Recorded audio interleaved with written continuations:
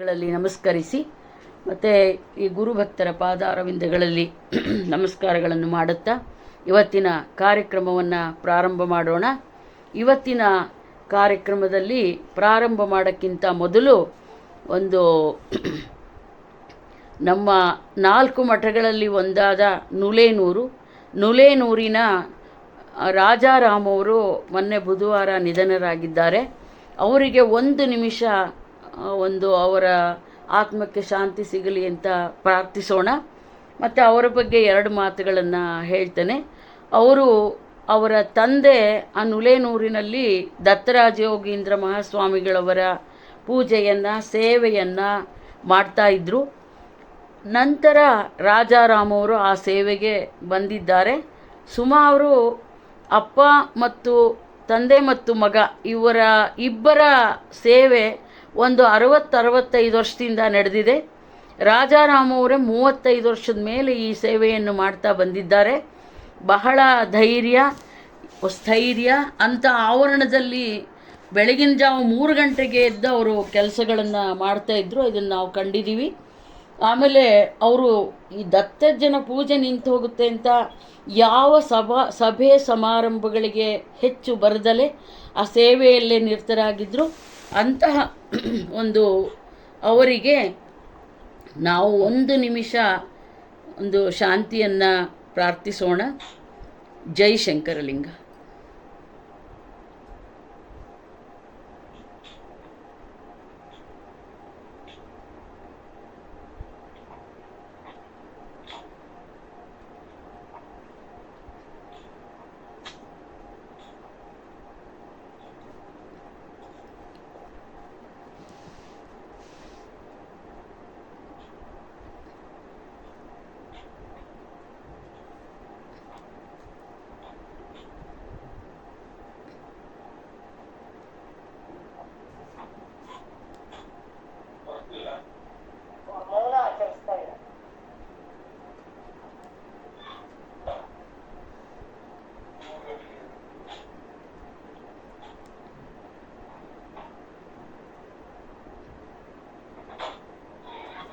ಜೈ ಶಂಕರಲಿಂಗ. ಇವತ್ತಿನ ಒಂದು ಕಾರ್ಯಕ್ರಮವನ್ನು ಪ್ರಾರಂಭ ಮಾಡೋಣ. ಉಮಾದೇವಿ ಅವರು ಮ್ಯೂಟ್ ಮಾಡಬೇಕಾಗಿದೆ.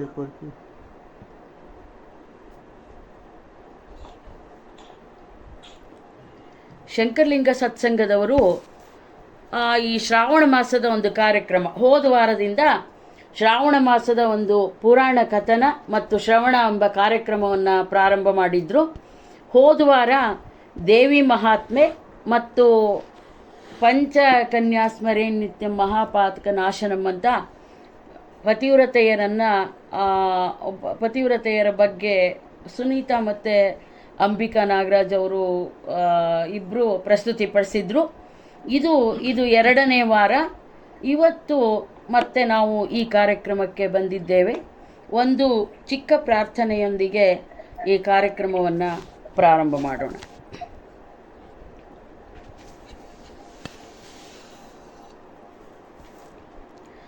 ಭಜ ರೇ ಲೋಕ ಗುರು,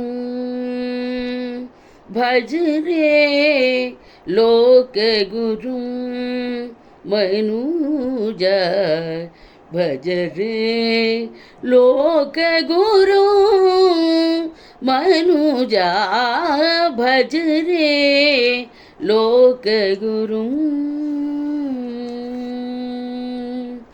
ಆರ್ಯಾಂಬಾ ಮುಖ ಪಂಕಜ ಭಾನು, ಆರ್ಯಾಂಬಾ ಮುಖ ಪಂಕಜ ಭಾನು, ಆರ್ಯ ಜಾನಿ ಪದಾಮೃಜ ಭೃಂಗಂ, ಆರ್ಯ ಜಾನಿ ಪದಾಮೃಜ ಭೃಂಗಂ, ಭಜ ರೇ ಲೋಕ ಗುರು ಮನುಜ, ಭಜ ರೇ ಲೋಕ ಗುರು ಮನುಜ, ಭಜ ರೇ ಲೋಕ ಗುರು.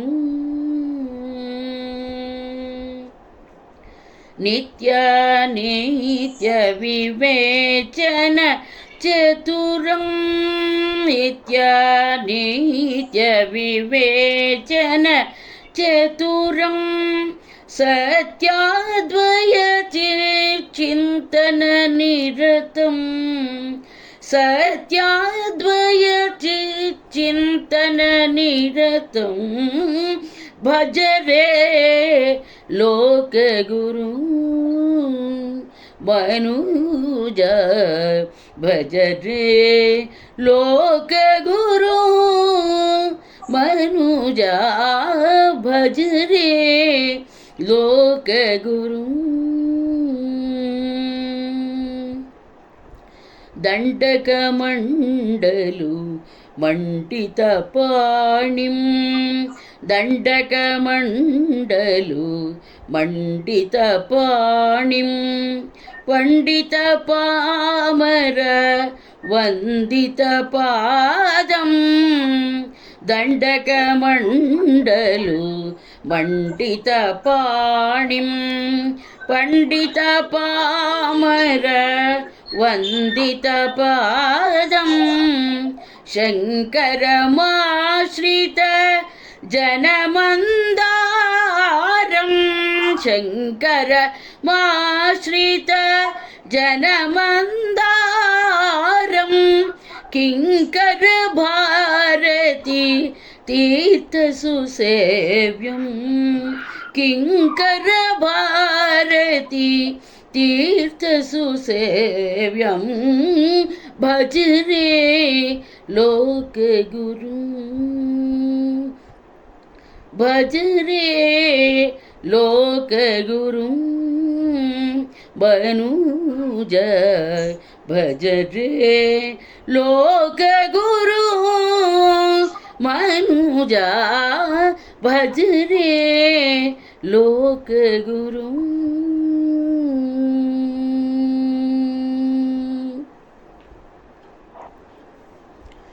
ಇವತ್ತು ಶಂಕರಾಚಾರ್ಯರ ಒಂದು ಪ್ರಾರ್ಥನೆಯೊಂದಿಗೆ ಪ್ರಾರಂಭ ಮಾಡಿದ್ದೇವೆ. ಉಮಾದೇವಿಯವರು ಸ್ವಲ್ಪ ಮ್ಯೂಟ್ ಮಾಡ್ಕೊಳ್ತೀರಾ?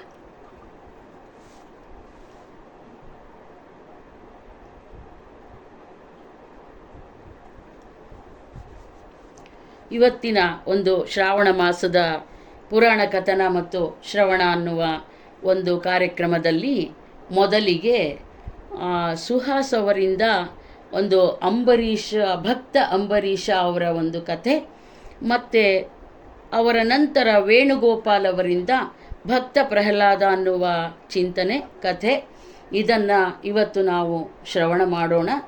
ಎರಡೂ ತುಂಬ ಒಂದು ಭಕ್ತಿಯುತವಾದವು, ಪ್ರಬಲವಾದಂತಹವು, ಪೂಜನೀಯವಾದಂತಹದ್ದು ಅಂತ ನಾನು ಹೇಳ್ತೇನೆ.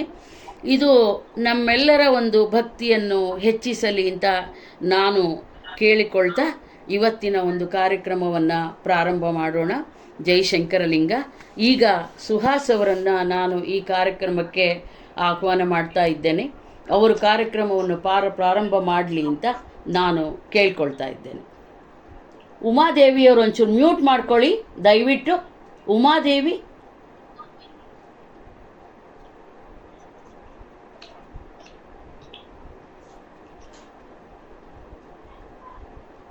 ಶ್ರೀ ಗುರುಭ್ಯೋ ನಮಃ. ಹರಿ ಓಂ. ಭಕ್ತಮಾನಸ ಹಂಸಾಯ ಸಚ್ಚಿದಾನಂದರೂಪಿಣೆ ನಮಃ ಶಂಕರಲಿಂಗಾಯ ನಮಃ ಸದ್ಗುರುಮೂರ್ತಯೇ ನಮಃ. ಶಂಕರಲಿಂಗನ ಪಾದಾರವಿಂದಗಳಲ್ಲಿ ನಮಿಸುತ್ತಾ, ಇಲ್ಲಿ ನೆರೆದಿರುವ ಗುರುಭಕ್ತರ ಪಾದಾರವಿಂದಗಳಲ್ಲಿ ನಮಿಸುತ್ತಾ, ಇವತ್ತಿನ ಶ್ರಾವಣ ಮಾಸದ 2ನೇ ವಾರದ ಕಥೆಯನ್ನು ಪ್ರಾರಂಭ ಮಾಡುತ್ತಿದ್ದೇನೆ. ದಯವಿಟ್ಟು ಉಮಾದೇವಿಯವರು ಮ್ಯೂಟ್ ಮಾಡಬೇಕಾಗಿ ವಿನಂತಿ.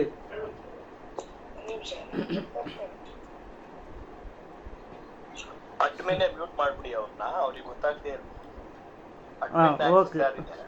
ಅವ್ರನ್ನ ಮ್ಯೂಟ್ ಮಾಡ್ಬಿಡಿ. ಮಾಡ್ತೀವಿ.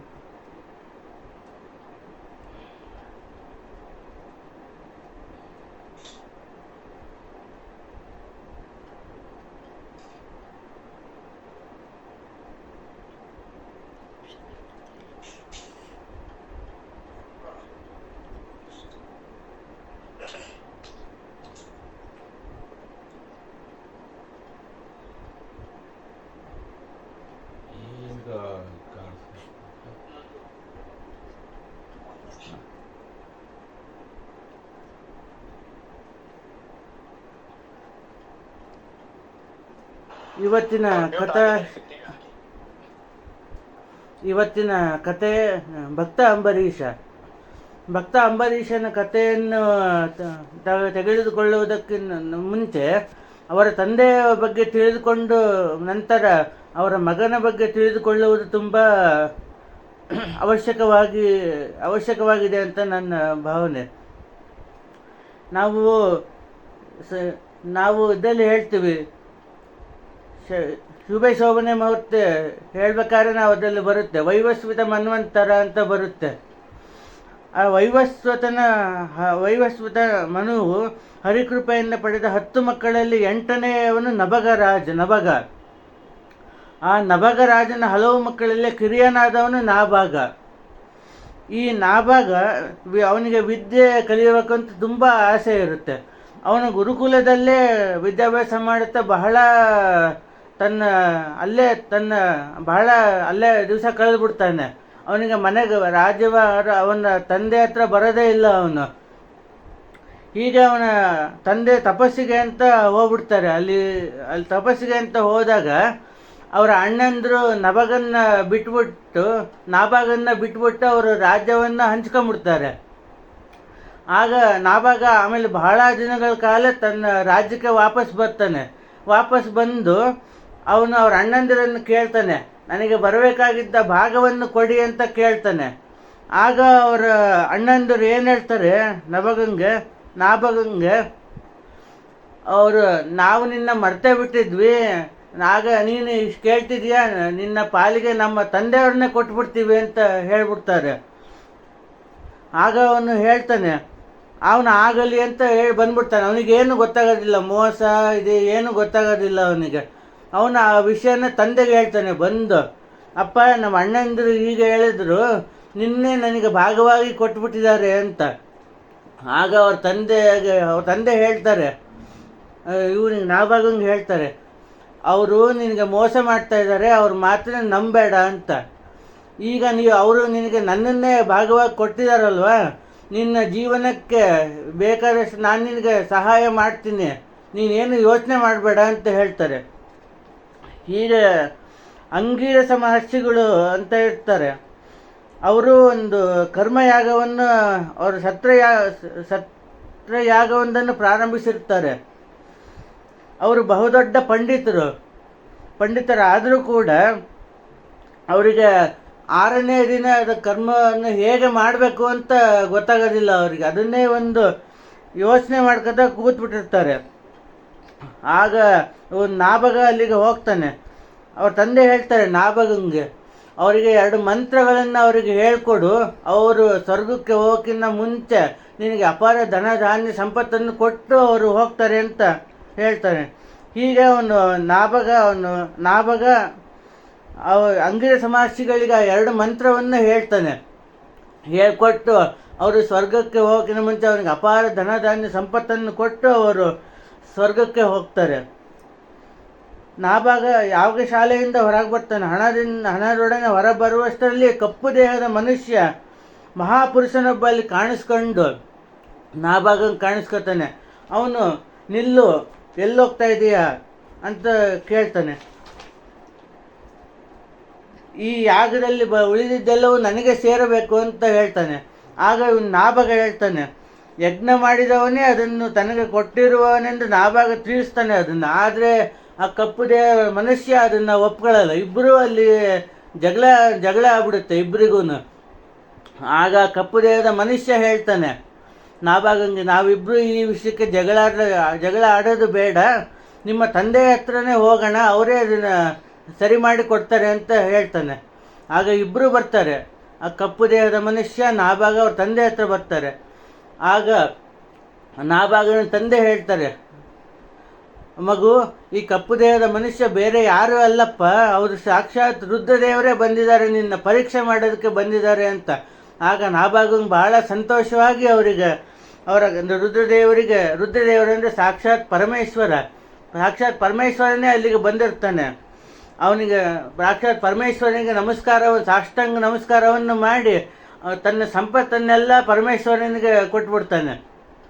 ಆಗ ಪರಮೇಶ್ವರ ಅವರ ಭಕ್ತಿಗೆ ಮತ್ತು ಅವರ ತಂದೆಯ ಧರ್ಮ ಶ್ರದ್ಧೆಗೆ ಮೆಚ್ಚಿ ನಾಭಾಗಂಗೆ ಹೇಳ್ತಾನೆ, ಈ ಸಂಪತ್ತನ್ನೆಲ್ಲ ನೀನೇ ಇಟ್ಕೋ, ನಾನು ನಿನಗೆ ಬ್ರಹ್ಮಜ್ಞಾನವನ್ನು ಉಪದೇಶ ಮಾಡ್ತೀನಿ ಅಂತೇಳಿ ಅವನನ್ನು ಬ್ರಹ್ಮಜ್ಞಾನಿಯಾಗಿ ಮಾಡಿ ಈಶ್ವರ ಅಂತರ್ಧಾನನಾಗ್ತಾನೆ. ಇಷ್ಟು ಅವರ ತಂದೆಯ ಕತೆ. ಈಗ ಮುಂದಕ್ಕೆ ಅಂಬರೀಷನ ಕಥೆಯನ್ನು ಕೇಳೋಣ. ಬ್ರಹ್ಮಜ್ಞಾನಿಯಾದ ನಾಭಾಗನ ಮಗ ಅಂಬರೀಷ. ಈತನು ಸಪ್ತದ್ವೀಪಗಳಿಂದ ಕೂಡಿದ ಅಖಂಡ ಭೂಮಂಡಲಕ್ಕೆ ಅಧಿಪತಿಯಾಗುತ್ತಾನೆ. ಕೊನೆಯ ಮೊದಲಷ್ಟು ಅಧಿಕಾರ, ಐಶ್ವರ್ಯ, ವೈಭವಗಳಿಗೆ ಆತನು ಅಧಿಪತಿಯಾಗಿದ್ದರೂ ಕೂಡ ಅವನಿಗೆ ಸಕಲ ಸಂಪತ್ತು ಇರುತ್ತೆ, ಅಧಿಕಾರ, ಐಶ್ವರ್ಯ.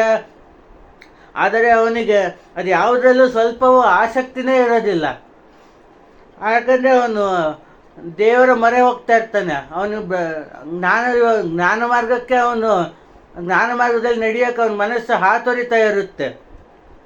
ಲೌಕಿಕ ಭೋಗ ಭಾಗ್ಯಗಳೆಲ್ಲ ಅಶಾಶ್ವತ, ಈಶ್ವರ ಭಕ್ತಿಯೊಂದೇ ಶಾಶ್ವತ ಅನ್ನೋದನ್ನು ಅವನು ದೃಢ ಮಾಡ್ಕೊಂಬಿಟ್ಟಿರ್ತಾನೆ ಮನಸ್ಸಲ್ಲಿ. ಹೀಗಿರುವಾಗ ಕುಲಗುರುಗಳಾದ ವಶಿಷ್ಠರ ಆಲೋಚನೆಗೆ ಅನುಸಾರವಾಗಿ ಆತನು ಧರ್ಮದಿಂದ ರಾಜ್ಯಭಾರ ಮಾಡ್ತಿರ್ತಾನೆ.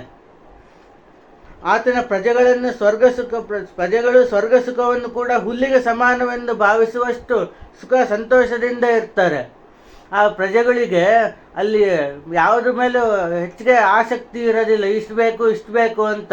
ಸ್ವಲ್ಪ ಹುಲ್ಲು ಸಿಕ್ಕರೂ ಸಾಕು, ಅದೇ ಸ್ವರ್ಗ ಸುಖ ಅಂತ ತಿಳ್ಕೊಂಡು ಅವರು ರಾಜ್ಯದಲ್ಲಿ ಸುಖ ಸಂತೋಷದಿಂದ ಇರ್ತಾರೆ. ರಾಜನ ಆಗಾಗ ವಶಿಷ್ಠ, ಗೌತಮ, ಅಸೀತ ಮೊದಲಾದ ಮಹರ್ಷಿಗಳ ಸಹಾಯದಿಂದ ಅಶ್ವಮೇಧ ಯಾಗವನ್ನೇ ಮಾಡ್ತಾ ಇರ್ತಾನೆ. ಅಂಥ ಅಶ್ವಮೇಧ ಯಾಗದಲ್ಲಿ ಹವಿಸ್ಸನ್ನು ಪಡೆಯೋಕ್ಕೆ ದೇವತೆಗಳೇ ಸ್ವತಃ ಬರ್ತಾ ಇರ್ತಾರೆ. ಅಲ್ಲಿ ಯಾಗಕ್ಕೆ ಬಂದು ಹವಿಸ್ಸನ್ನು ಪಡ್ಕೊಂಡು ಹೋಗ್ತಾ ಇರ್ತಾರೆ. ಆ ಕಾಲದಲ್ಲಿ ಯಾಗವನ್ನು ನಡೆಸುವವರು, ಅದನ್ನು ನೋಡಲು ನೆರೆದವರು ತಮ್ಮ ಉಡುಗೆ ತೊಡುಗೆಗಳಿಂದ ಆ ದೇವತೆಗಳನ್ನೇ ನಾಚಿಸುವಷ್ಟು ವೈಭವದಿಂದಿರ್ತಾರೆ. ಕಾಲ ಹೀಗೆ ಇರಲ್ಲ, ಮುಂದುವರಿತಾ ಹೋದಂತೆ ರಾಜನಿಗೆ ರಾಜನ ಮನಸ್ಸು ಭೋಗಗಳಿಂದ ಹಿಮ್ಮುಖವಾಗ್ತಾ ಬರುತ್ತೆ. ನನಗೆ ಇದರಲ್ಲಿ ಇಷ್ಟ ಇಲ್ಲ, ಇದರಲ್ಲಿ ನನಗೆ ಆಸಕ್ತಿ ಇಲ್ಲ, ಭೋಗ ಭಾಗ್ಯಗಳು ಬೇಡ ಅನಿಸ್ಬಿಡುತ್ತೆ ರಾಜನಿಗೆ. ಅವನು ಭಗವಂತನ ಧ್ಯಾನ ಅಥವಾ ಭಕ್ತರ ಸಂಘದಲ್ಲಿ ತನ್ನ ಕಾಲವನ್ನೇ ಕಳೀತಾ ಇರ್ತಾನೆ. ಭಕ್ತರ ಸಂಘ, ಧ್ಯಾನ ಅಂದರೆ ಸತ್ಸಂಗ, ಭಜನೆ, ನಾಮಸ್ಮರಣೆ ಇದರಲ್ಲೇ ಕಾಲ ಕಳೀತಾ ಇರ್ತಾನೆ. ಅವನ ಕಣ್ಣುಗಳು ಈಗ ಇಲ್ಲೊಂದು ಎಷ್ಟು ಚೆನ್ನಾಗಿ ಹೇಳಿದ್ದಾರೆ. ಆತನ ಕಣ್ಣುಗಳು ದೇವರ ಗುಡಿಯಲ್ಲಿರೋ ಮೂರ್ತಿಯನ್ನೇ ನೋಡಲು ಬಯಸ್ತಾ ಇರ್ತವಂತೆ ಯಾವಾಗಲೂ. ಬೇರೆದೇನು ಬೇಡ, ನನಗೆ ದೇವರ ಮೂರ್ತಿ ಒಂದೇ ನಮ್ಮ ಕಣ್ಣೆದುರುಗಡೆ ಕಾಣಬೇಕು ಅಂತ. ಯಾಕೆಂದರೆ ಮಾನಸ ಪೂಜೆ ಮಾಡಬೇಕಾದ್ರೆ ನಾವು ಪರಮಾತ್ಮನನ್ನೇ ನೋಡ್ತಾ ಇರ್ತೀವಿ. ಮಾನಸ ಪೂಜೆಯಲ್ಲಿ ಅವನಿಗೆ ಪೂಜೆ ಮಾಡ್ತಾ ಇರ್ತೀವಿ ನೋಡ್ತಾ. ಆಮೇಲೆ ಕಿವಿಗಳಿಗೆ ಹರಿಕೀರ್ತನೆ ಆಸೆ. ಕಿವಿಯಲ್ಲಿ ಯಾವಾಗಲೂ ಹರಿಕೀರ್ತನೆ, ಭಜನೆ, ನಾಮಸ್ಮರಣೆ ಇವೇ ನಮಗೆ ಕೇಳ್ತಾ ಇರ್ಬೇಕು ಕಿವಿಯಲ್ಲಿ. ಮೂಗು ಹರಿಚರಣದ ತುಳಸಿಯ ವಾಸನೆಯನ್ನು ಬೇಡ್ತಾ ಇರುತ್ತೆ ಅವನ ಮೂಗು. ಆಮೇಲೆ ಹರಿಚರಣದಲ್ಲಿ ಹರಿ ಸಾಕ್ಷಾತ್ ವಿಷ್ಣುವು ತುಳಸಿ ಮಾಲೆ ಹಾಕೊಂಡಿರ್ತಾನೆ. ತುಳಸಿ ಮಾಲೆ ಅದರ ವಾಸನೆ ಅವನು ಬೇಡ್ತಾ ಇರುತ್ತೆ ಮೂಗು. ನಾಲಿಗೆಗೆ ನೈವೇದ್ಯದ ಚಪಲ, ಪರಮಾತ್ಮನ ಪ್ರಸಾದದ ನೈವೇದ್ಯದ ಚಪಲ ಹತ್ತಿರುತ್ತೆ ಅವನಿಗೆ. ಆತನ ಕೈಗಳಿಗೆ ದೇವರ ಗುಡಿಯನ್ನು ಸಾರಿಸಬೇಕೆಂಬ, ಹರಿಭಕ್ತರ ಪಾದಗಳನ್ನು ಒತ್ತಬೇಕೆಂಬ ಆಸೆ. ಹೀಗೆ ಅವನ ಪಾದಗಳಿಗೆ ತೀರ್ಥಯಾತ್ರೆಯ ಹಾದಿಯನ್ನು ಹಿಡಿದು ಆತನ ದೇಹ ಇಂದ್ರಿಯಗಳ ಮನಸ್ಸನ್ನು ಹಿಡಿಯಬೇಕೆಂಬ ಆಸೆ ಆಗ್ತಾ ಇರುತ್ತೆ ಅವನಿಗೆ. ತೀರ್ಥಯಾತ್ರೆ ಮಾಡಬೇಕು ಅಂತ ಆಸೆ ಆಗ್ತಾ ಇರುತ್ತೆ ಅವನಿಗೆ. ತಲೆಗೆ ದೇವರ ಪಾದಗಳಲ್ಲಿ ಉರುಳಾಡಬೇಕೆಂಬ ಭ್ರಮೆ, ನಾನು ಯಾವಾಗಲೂ ಭಗವಂತನ ಪಾದಗಳಲ್ಲಿ ಇರಬೇಕು ಅಂತ ಅವನಿಗೆ ಆಸೆ ಆಗ್ತಾ ಇರುತ್ತೆ. ಹೆಚ್ಚೇನು ಆತನ ದೇಹ ಇಂದ್ರಿಯ ಮನಸ್ಸುಗಳು ಪರಮೇಶ್ವರನಿಗಾಗಿ ಮೀಸಲಾಗಿ ಹೋಗ್ಬಿಟ್ಟಿದ್ವು. ನನಗೆ ಯಾವುದು ಬೇಡ, ಪರಮೇಶ್ವರನಿಗೆ ನನ್ನ ದೇಹವನ್ನು ನಾನು ಕೊಟ್ಬಿಟ್ಟಿದ್ದೀನಿ ಅಂತ ಅವನ ಮನಸ್ಸು ಅದಕ್ಕೆ ಹಾತೊರಿತಿತ್ತು. ನಾನು ಯಾವಾಗ ಭಗವಂತನನ್ನು ಕಾಣ್ತೀನಿ ಅಂತ ಅದಲ್ಲೇ ಅವನ ಮನಸ್ಸು ಹಾತೊರಿತಾ ಇತ್ತು. ದೇವೇಂದ್ರನ ವೈಭವವನ್ನು ಹೀಯಾಳಿಸುವ ಅರಮನೆ, ದಿವ್ಯ ಸುಂದರಿಯರಾದ ಮಡದಿಯರು, ಭಂಡಾರ, ಚತುರಂಗ ಸೈನ್ಯ, ದಾಸದಾಸಿಯರು ಎಲ್ಲದರಲ್ಲೂ ಆತನಿಗೆ ಮನಸ್ಸು ಇರಲಿಲ್ಲ. ಆತನು ಹರಿಯ ಧ್ಯಾನದಲ್ಲೇ ಮಗ್ನನಾಗ್ಬಿಟ್ಟಿದ್ದ. ಆತನ ಈ ದೃಢಭಕ್ತಿಯನ್ನು ಕಂಡು ಮೆಚ್ಚಿದ ಶ್ರೀಹರಿಯು ತನ್ನ ಚಕ್ರಾಯುಧವನ್ನೇ ಆತನಿಗೆ ಕೊಟ್ಟುಬಿಡ್ತಾನೆ.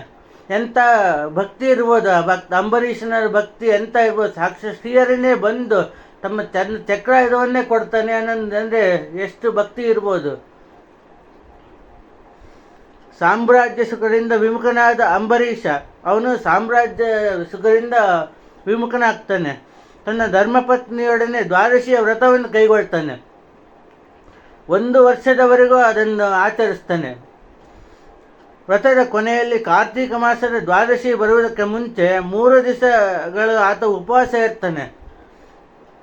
4ನೆಯ ದಿನ ಬೆಳಗ್ಗೆ ಯಮುನಾ ನದಿಯಲ್ಲಿ ಸ್ನಾನ ಮಾಡಿ ಶ್ರೀಹರಿಯನ್ನು ಭಕ್ತಿಯಿಂದ ಪೂಜೆ ಮಾಡ್ತಾನೆ.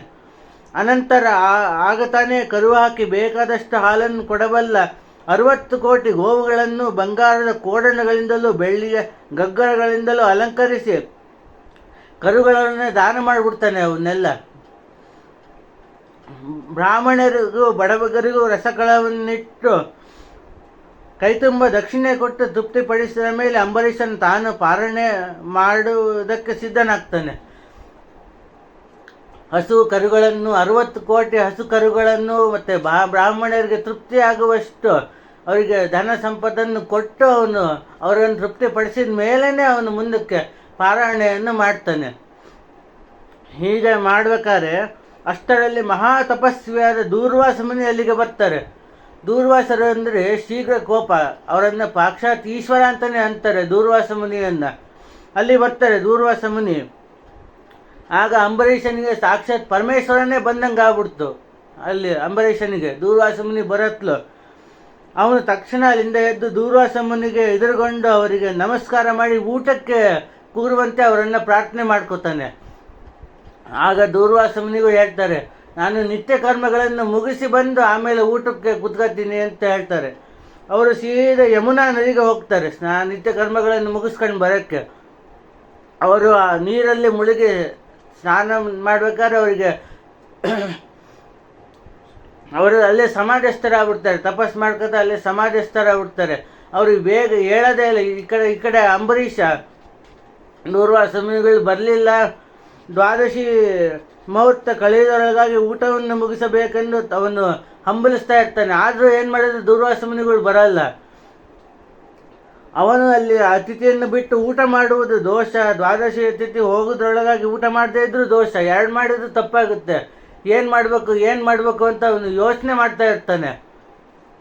ಆಗ ಅಲ್ಲಿ ಶಾಸ್ತ್ರಜ್ಞರೆಲ್ಲ ಇರ್ತಾರೆ ರಾಜರ ಜೊತೆಗೆ. ಶಾಸ್ತ್ರಜ್ಞರು ವಿಚಾರಿಸ್ತಾನೆ. ಅವ್ರು ಹೇಳ್ತಾರೆ, ನೀರು ಕುಡಿದ್ರೆ ಸಾಕು, ನಿಮ್ಮ ದ್ವಾದಶಿ ಇದು ಫಲ ಬರುತ್ತೆ, ದ್ವಾದಶಿ ಉಪವಾಸ ಮಾಡಿದ ಫಲ ಬರುತ್ತೆ ಅಂತ ಅವ್ರು ಹೇಳ್ತಾರೆ. ಅಂಬರೀಷನ ಅದರಂತೆ ಸ್ವಲ್ಪ ನೀರನ್ನು ಕುಡಿದು ದೂರ್ವಾಸನು ಹಿಂದಿರುಗುವುದನ್ನೇ ಕಾಯ್ತಾ ಕೂತಿರ್ತಾನೆ. ಇದಾದ ತಕ್ಷಣ ದೂರ್ವಾಸ ಮುನಿಗಳು ಹೇಳ್ತಾರೆ, ಅವರಿಗೆ ಎಚ್ಚರ ಆಗುತ್ತೆ. ಅವರು ಸ್ನಾನ ಮುಗಿಸ್ಕೊಂಡು ಬರ್ತಾರೆ. ಆ ತಕ್ಷಣ ಅವರು ಅಂಬರೀಷನ ಬಳಿಗೆ ಬರ್ತಾರೆ. ಅವರಿಗೆ ದಿವ್ಯ ದೃಷ್ಟಿಯಿಂದ ಅವ್ರು ನೋಡ್ತಾರೆ, ಇವನು ನೀರು ಕುಡಿದ್ಬಿಟ್ಟಿದ್ದಾನೆ, ಅವನು ದ್ವಾದಶಿ ಮುಗಿಸ್ಬಿಟ್ಟಿದ್ದಾನೆ, ಅವನು ಏಕಾದಶಿ ಇದನ್ನು ನನಗೆ ಮೋಸ ಮಾಡಿದ್ದಾನೆ ಅಂತ ಅವರು ದೂರ್ವಾಸ ಮುನಿಗಳು ಅವನನ್ನು ದೂಷಿಸ್ತಾರೆ. ಅವನಿಗೆ ಶಾಪ ಕೊಡಬೇಕು ಅಂತ ಇದು ಮಾಡ್ತಾರೆ. ಆ ದೂರ್ವಾಸರೆಂದರೆ ಶೀಘ್ರ ಕೋಪಕ್ಕೆ ತವರು ಮನೆ. ಅವರಂದರೆ ಶೀಘ್ರ ಕೋಪ. ಆತನಿಗೆ ರಾಜನ ಚರ್ಯೆಯನ್ನು ತಡೆಯಲಾದಷ್ಟು ಕೋಪ ಬಂದ್ಬಿಡುತ್ತೆ, ಸಿಟ್ಟು ಬಂದ್ಬಿಡುತ್ತೆ ಅವರಿಗೆ. ರಾಜನು ತಪ್ಪು ಮಾಡಿದ್ದಾನೆ, ಅವನಿಗೆ ಶಿಕ್ಷೆ ಆಗಲೇಬೇಕು ಅಂತ. ಅವರು ಆದರೆ ರಾಜ ಮಾತ್ರ ಹೆಂಗೆ ನಿಂತಿರ್ತಾನೆ, ದೂರ್ವಾಸ ಮುನಿಗಳು ಬರತ್ಲು ಕೈ ಕಟ್ಟಿಕೊಂಡು ಅವರಿಗೆ ರಾಜನನ್ನು ಅವರ ಮುಂದೆ ಕೈ ಕಟ್ಟಿಕೊಂಡು ಶಾಂತ ರೀತಿಯಿಂದ ನಿಂತಿರ್ತಾನೆ. ಆದರೆ ಅವರು ರಾಜನನ್ನು ಕೆಕ್ಕರ್ ಗಣ್ಣಿಂದ ನೋಡ್ತಿರ್ತಾರೆ. ಅವ್ರಿಗೆ ಭಾಳ ಸಿಟ್ಟು ಬಂದಿರುತ್ತೆ ರಾಜನ ಮೇಲೆ.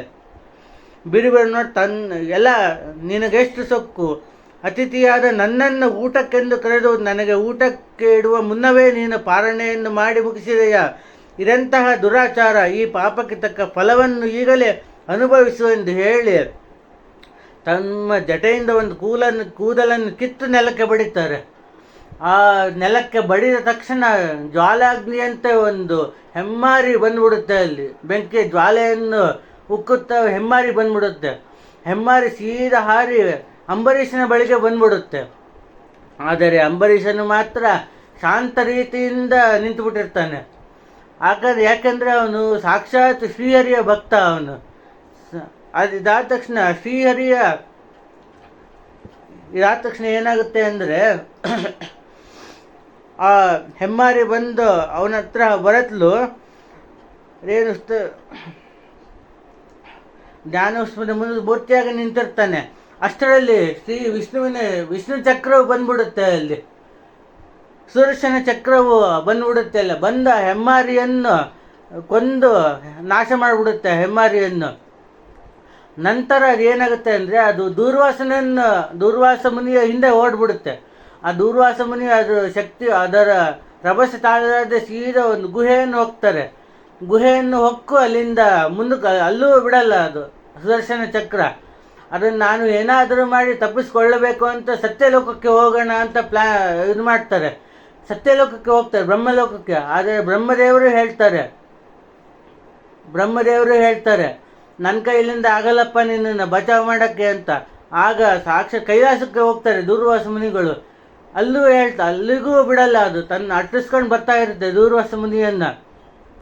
ಕೈಲಾಸದಲ್ಲಿ ಸಾಕ್ಷಾತ್ ಶಿವನೇ ಹೇಳ್ತಾನೆ, ನಿನ್ನನ್ನು ನಾವು ಅದರಿಂದ ಕಾಪಾಡೋಕ್ಕೆ ಆಗೋದಿಲ್ಲ, ನೀನು ವೈಕುಂಠಕ್ಕೆ ಹೋಗು ಅಂತ. ಅಲ್ಲಿಂದ ಮತ್ತೆ ವೈಕುಂಠಕ್ಕೆ ಬರ್ತಾರೆ. ವೈಕುಂಠಕ್ಕೆ ಬರತ್ಲು ಅಲ್ಲಿ ಸಾಕ್ಷಾತ್ ವಿಷ್ಣುವನ್ನು ಬೇಡ್ಕೊತಾರೆ. ವಿಷ್ಣು ಹೇಳ್ತಾನೆ, ನನ್ನಿಂದ ನಿನ್ನ ಕಾಪಾಡೋಕ್ಕಾಗಲ್ಲಪ್ಪ ಸುದರ್ಶನ ಚಕ್ರದಿಂದ. ಸೀದಾ ನೀನು ಉಳಿಬೇಕು ಬದುಕಬೇಕು ಅಂದರೆ ಸೀದಾ ಅಂಬರೀಷನ ಪಾದವನ್ನು ಹಿಡಿ ಅಂತ ವಿಷ್ಣು ಹೇಳ್ತಾನೆ. ಅಲ್ಲಿಂದ ಆ ಸುದರ್ಶನ ಚಕ್ರದ ರಭಸವನ್ನು ನೋಡಿ ಅವರು ಹೆದರ್ಬಿಡ್ತಾರೆ. ದೂರ್ವಾಸ ಮುನಿಗೆ ಆಯ್ತು ನಂದು ಇಲ್ಲಿ ಉಳಿಗಾಲ ಇಲ್ಲ ಅಂತ ಸೀದಾ ಓಡ್ ಬಂದು ಅಂಬರೀಷನ ಪಾದಗಳ ಮೇಲೆ ಬಿದ್ದುಬಿಡ್ತಾರೆ.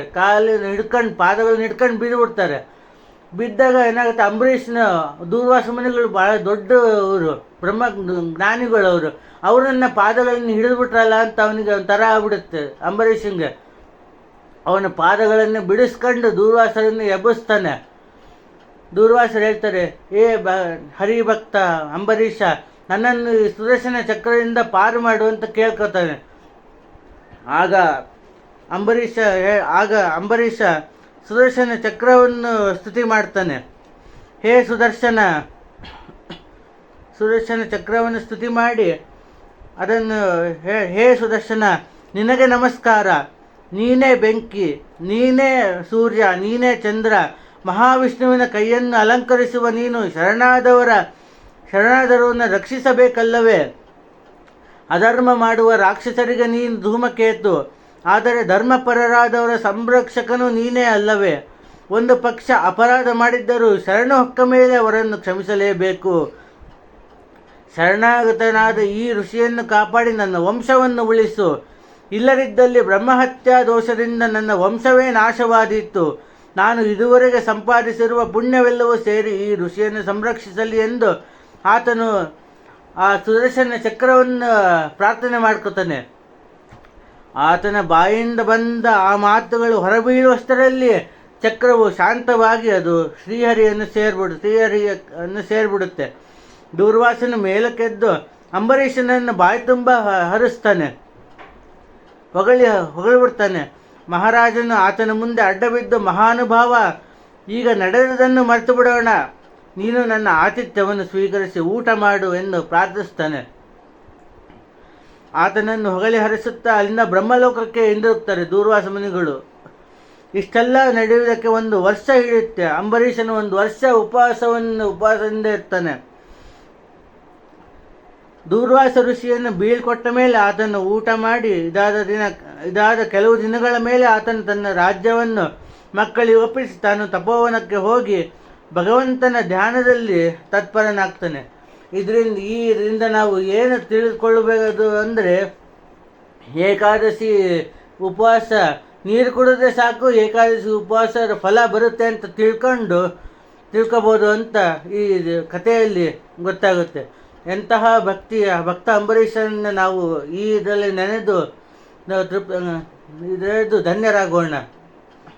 ಜೈ ಶಂಕರಲಿಂಗ. ಜಯಶಂಕರಲಿಂಗ. ಅಂಬರೀಷನ ಕತೆ ಮುಗಿದಿದೆ. ಈಗ ವೇಣುಗೋಪಾಲ್ ಅವರು ಪ್ರಹ್ಲಾದನ ಕಥೆಯನ್ನು ಪ್ರಸ್ತುತಪಡಿಸ್ತಾರೆ. ವೇಣುಗೋಪಾಲ್ ಅವರಿಗೆ ನಾನು ಸ್ವಾಗತವನ್ನು ಶಂಕರಲಿಂಗ ಸತ್ಸಂಗದ ಪರವಾಗಿ ಕೋರ್ತಾ ಇದ್ದೇನೆ. ವೇಣುಗೋಪಾಲ್ ಅವರು ಈಗ ಅವರ ಒಂದು ಪ್ರಹ್ಲಾದನ ಚರಿತ್ರೆಯನ್ನು ಹೇಳಬೇಕು ಅಂತ ವಿನಂತಿ ಮಾಡ್ಕೊಳ್ತಾ ಇದ್ದೇನೆ. ಮತ್ತು ಅಕಸ್ಮಾತ್ ಒಂದು ವೇಳೆ ಟೈಮು ಇದಾದರೆ ಒಂದು 5-10 ನಿಮಿಷ ಹೆಚ್ಚಿಗೆ ತಗೊಂಡು ಅವರು ಪ್ರಸ್ತುತಿಪಡಿಸ್ಬೋದು ಅಂತ ಅವರನ್ನು ನಾನು ವಿನಂತಿ ಮಾಡ್ಕೊಳ್ತಾ ಇದ್ದೇನೆ. ಮಾತಾ ನೃಸಿಂಹಶ್ಚ ಪಿತಾ ನೃಸಿಂಹೋ ಭ್ರಾತಾ ನೃಸಿಂಹಶ್ಚ ಸಖಾ ನೃಸಿಂಹ ವಿದ್ಯಾ ನೃಸಿಂಹೋ ದ್ರವಿಣಂ ನೃಸಿಂಹ ಸ್ವಾಮಿ ನೃಸಿಂಹ ಸಕಲಂ ನೃಸಿಂಹ ಇತೋ ನೃಸಿಂಹ ಪರತೋ ನೃಸಿಂಹೋ ಯತೋ ಯತೋ ಯಾಮಿ ತಥೋ ನೃಸಿಂಹ ನೃಸಿಂಹ ದೇವಾದ ಪರಂ ನ ಕಿಂಚಿತ್ ಸ್ಮಾನ್ಮ ಸಿಂಹಂ ಶರಣಂ ಪ್ರಪದ್ಯೆ ಭರ್ಜನಂ ಭವಬೀಜಾನಾಂ ಸರ್ಜನಂ ಸರ್ವಸಂಪದಾಂ ತ್ರಾಸನಂ ಯಮದೂತಾನಾಂ ನೃಹರೆ ನಾಮಗರ್ಜನಂ ನೃಸಿಂಹ ನೃಸಿಂಹ ನೃಸಿಂಹ. ಭಕ್ತಮಾನಸ ಹಂಸಾಯ ಸಚ್ಚಿದಾನಂದರೂಪಿಣಿ ನಮಃ ಶಂಕರಲಿಂಗಾಯ ನಮಃ ಸದ್ಗುರುಮೂರ್ತಯೇ. ಗುರುಬಂಧುಗಳೇ, ಎಲ್ಲರಿಗೂ ನಮಸ್ಕಾರ ಹಾಗೂ ಈ ಶ್ರಾವಣ ಸಂಜೆಗೆ ಮತ್ತೊಮ್ಮೆ ಸ್ವಾಗತ. ಶ್ರೀಮದ್ ಭಾಗವತ ಒಂದು ಅಪೂರ್ವವಾದ ಗ್ರಂಥ. ಇದು ಒಬ್ಬ ವ್ಯಕ್ತಿಯ ಸುತ್ತ ಹೆಣದ ಕಥೆಯೋ ಅಥವಾ ಒಂದು ನಿರ್ದಿಷ್ಟ ವಿಚಾರದ ಬಗ್ಗೆ ಒಂದೇ ನಿಟ್ಟಿನಲ್ಲಿ ಸಾಗುವ ಪುರಾಣವಲ್ಲ. ಇದು ಒಂದು ವಿಶ್ವಕೋಶವೇ ಸರಿ.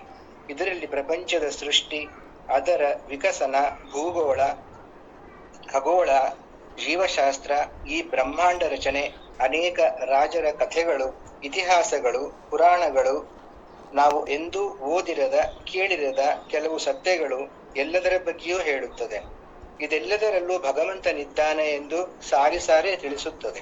ಹೀಗಾಗಿ ನಮಗೆ ಭಗವಂತನ ಸಮಗ್ರ ಪರಿಚಯವಾಗುತ್ತದೆ. ಈ ಭಾಗವತ ಒಂದು ರೋಚಕ ಭಾಗ ಪ್ರಹ್ಲಾದನೆಂಬ ಒಬ್ಬ ಭಾಗವತೋತ್ತಮನ ಕಥೆಯನ್ನು ಹೇಳುತ್ತದೆ.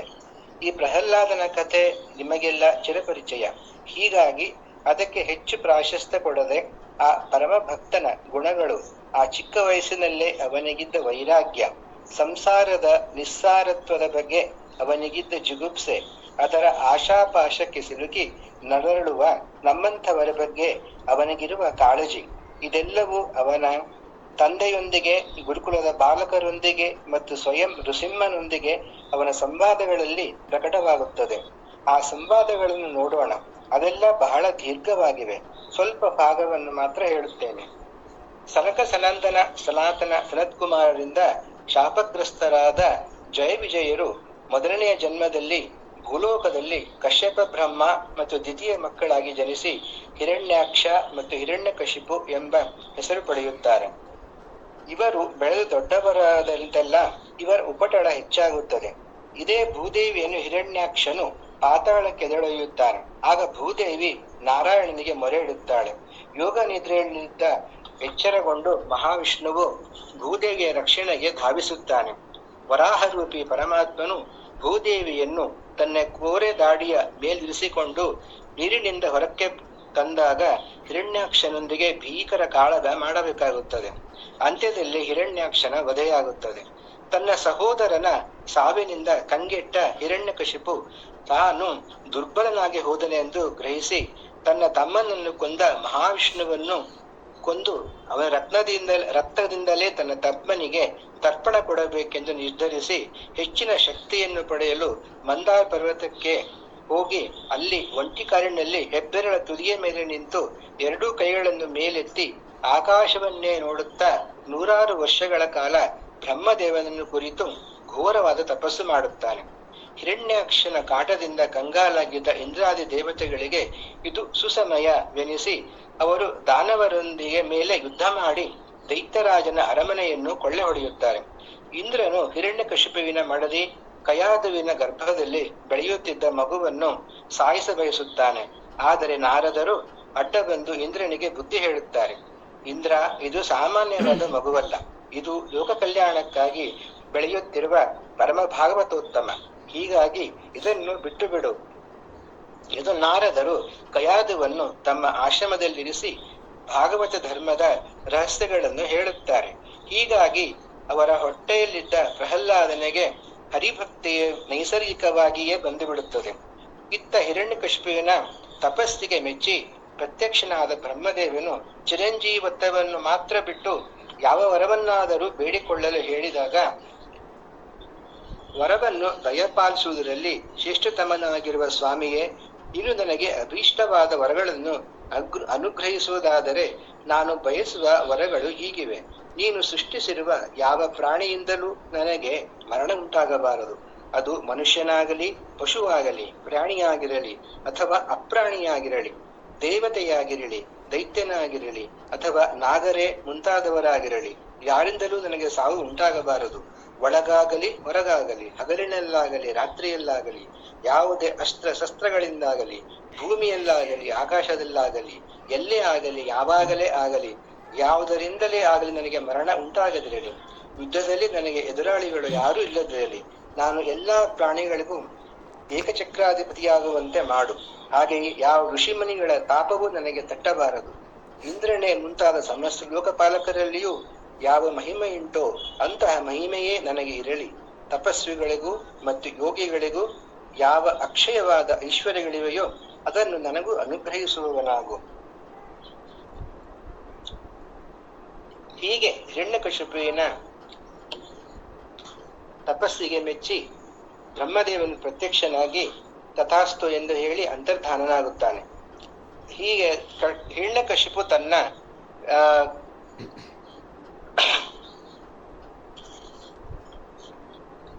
ತನ್ನ ಸಹೋದರನಿಗೆ ಸಾವಿನಿಂದ ಕಂಗೆಟ್ಟು ಹಿರಣ್ಯಾಕ್ಷನ ಕಾಡಿನ ಕಂಗಾಲಾಗಿದ್ದ ಇಂದ್ರಾದಿ ದೇವತೆಗಳು ಇನ್ನು ತನಗೆ ಮತ್ತೆ ಕಷ್ಟ ಬಂದಿತು. ಹಿರಣ್ಯಾಕ್ಷನು ತಿರುಗಿ ತಪಸ್ಸಿನಿಂದ ಬಂದಿದ್ದಾನೆ ಎಂದು ಭ್ರಮಿಸಿ ಮತ್ತೆ ತೊಳಲಾಡುತ್ತಾರೆ. ಇದಕ್ಕೆ ಭಗವಂತ ಒಪ್ಪಿಗೆ ನಿರ್ಭಯ ಸಿಕ್ಕಿದೆ. ತನ್ನ ಸಹೋದರನ ಸಾವಿನ ಸೇಡು ತೀರಿಸಿಕೊಳ್ಳಲು ದೇವತೆಗಳಾದಿಯಾಗಿ ಎಲ್ಲರನ್ನೂ ನಿಲ್ಲಿಸತೊಡಗುತ್ತಾನೆ. ಯಜ್ಞ ಯಾಗಾದಿಗಳು ನಿಂತು ಹೋಗುತ್ತವೆ. ಸ್ವರ್ಗಾಧಿಪತಿ ಇಂದ್ರನು ಪದಚ್ಯುತನಾಗುತ್ತಾನೆ. ದೇವತೆಗಳು ಅಸಹಾಯಕರಾಗುತ್ತಾರೆ. ಋಷಿ ಮುನಿಗಳು, ಪಿತೃಗಳು, ಸಿದ್ಧರು, ವಿದ್ಯಾಧರರು, ನಾಗರು, ಮನುಗಳು, ಚಾರಣರು, ಯಕ್ಷರು, ಕಿಂಪುರುಷರು, ವೈತಾಳಿಕರು, ವಿಷ್ಣು ಪಾರ್ಶ್ವದರು ಎಲ್ಲರೂ ಬಾಧೆಗೊಳಗಾಗುತ್ತಾರೆ. 3 ಲೋಕಕ್ಕೆ ತಾನೇ ಒಡೆಯನೆಂದು ಬೀಗುತ್ತಾನೆ.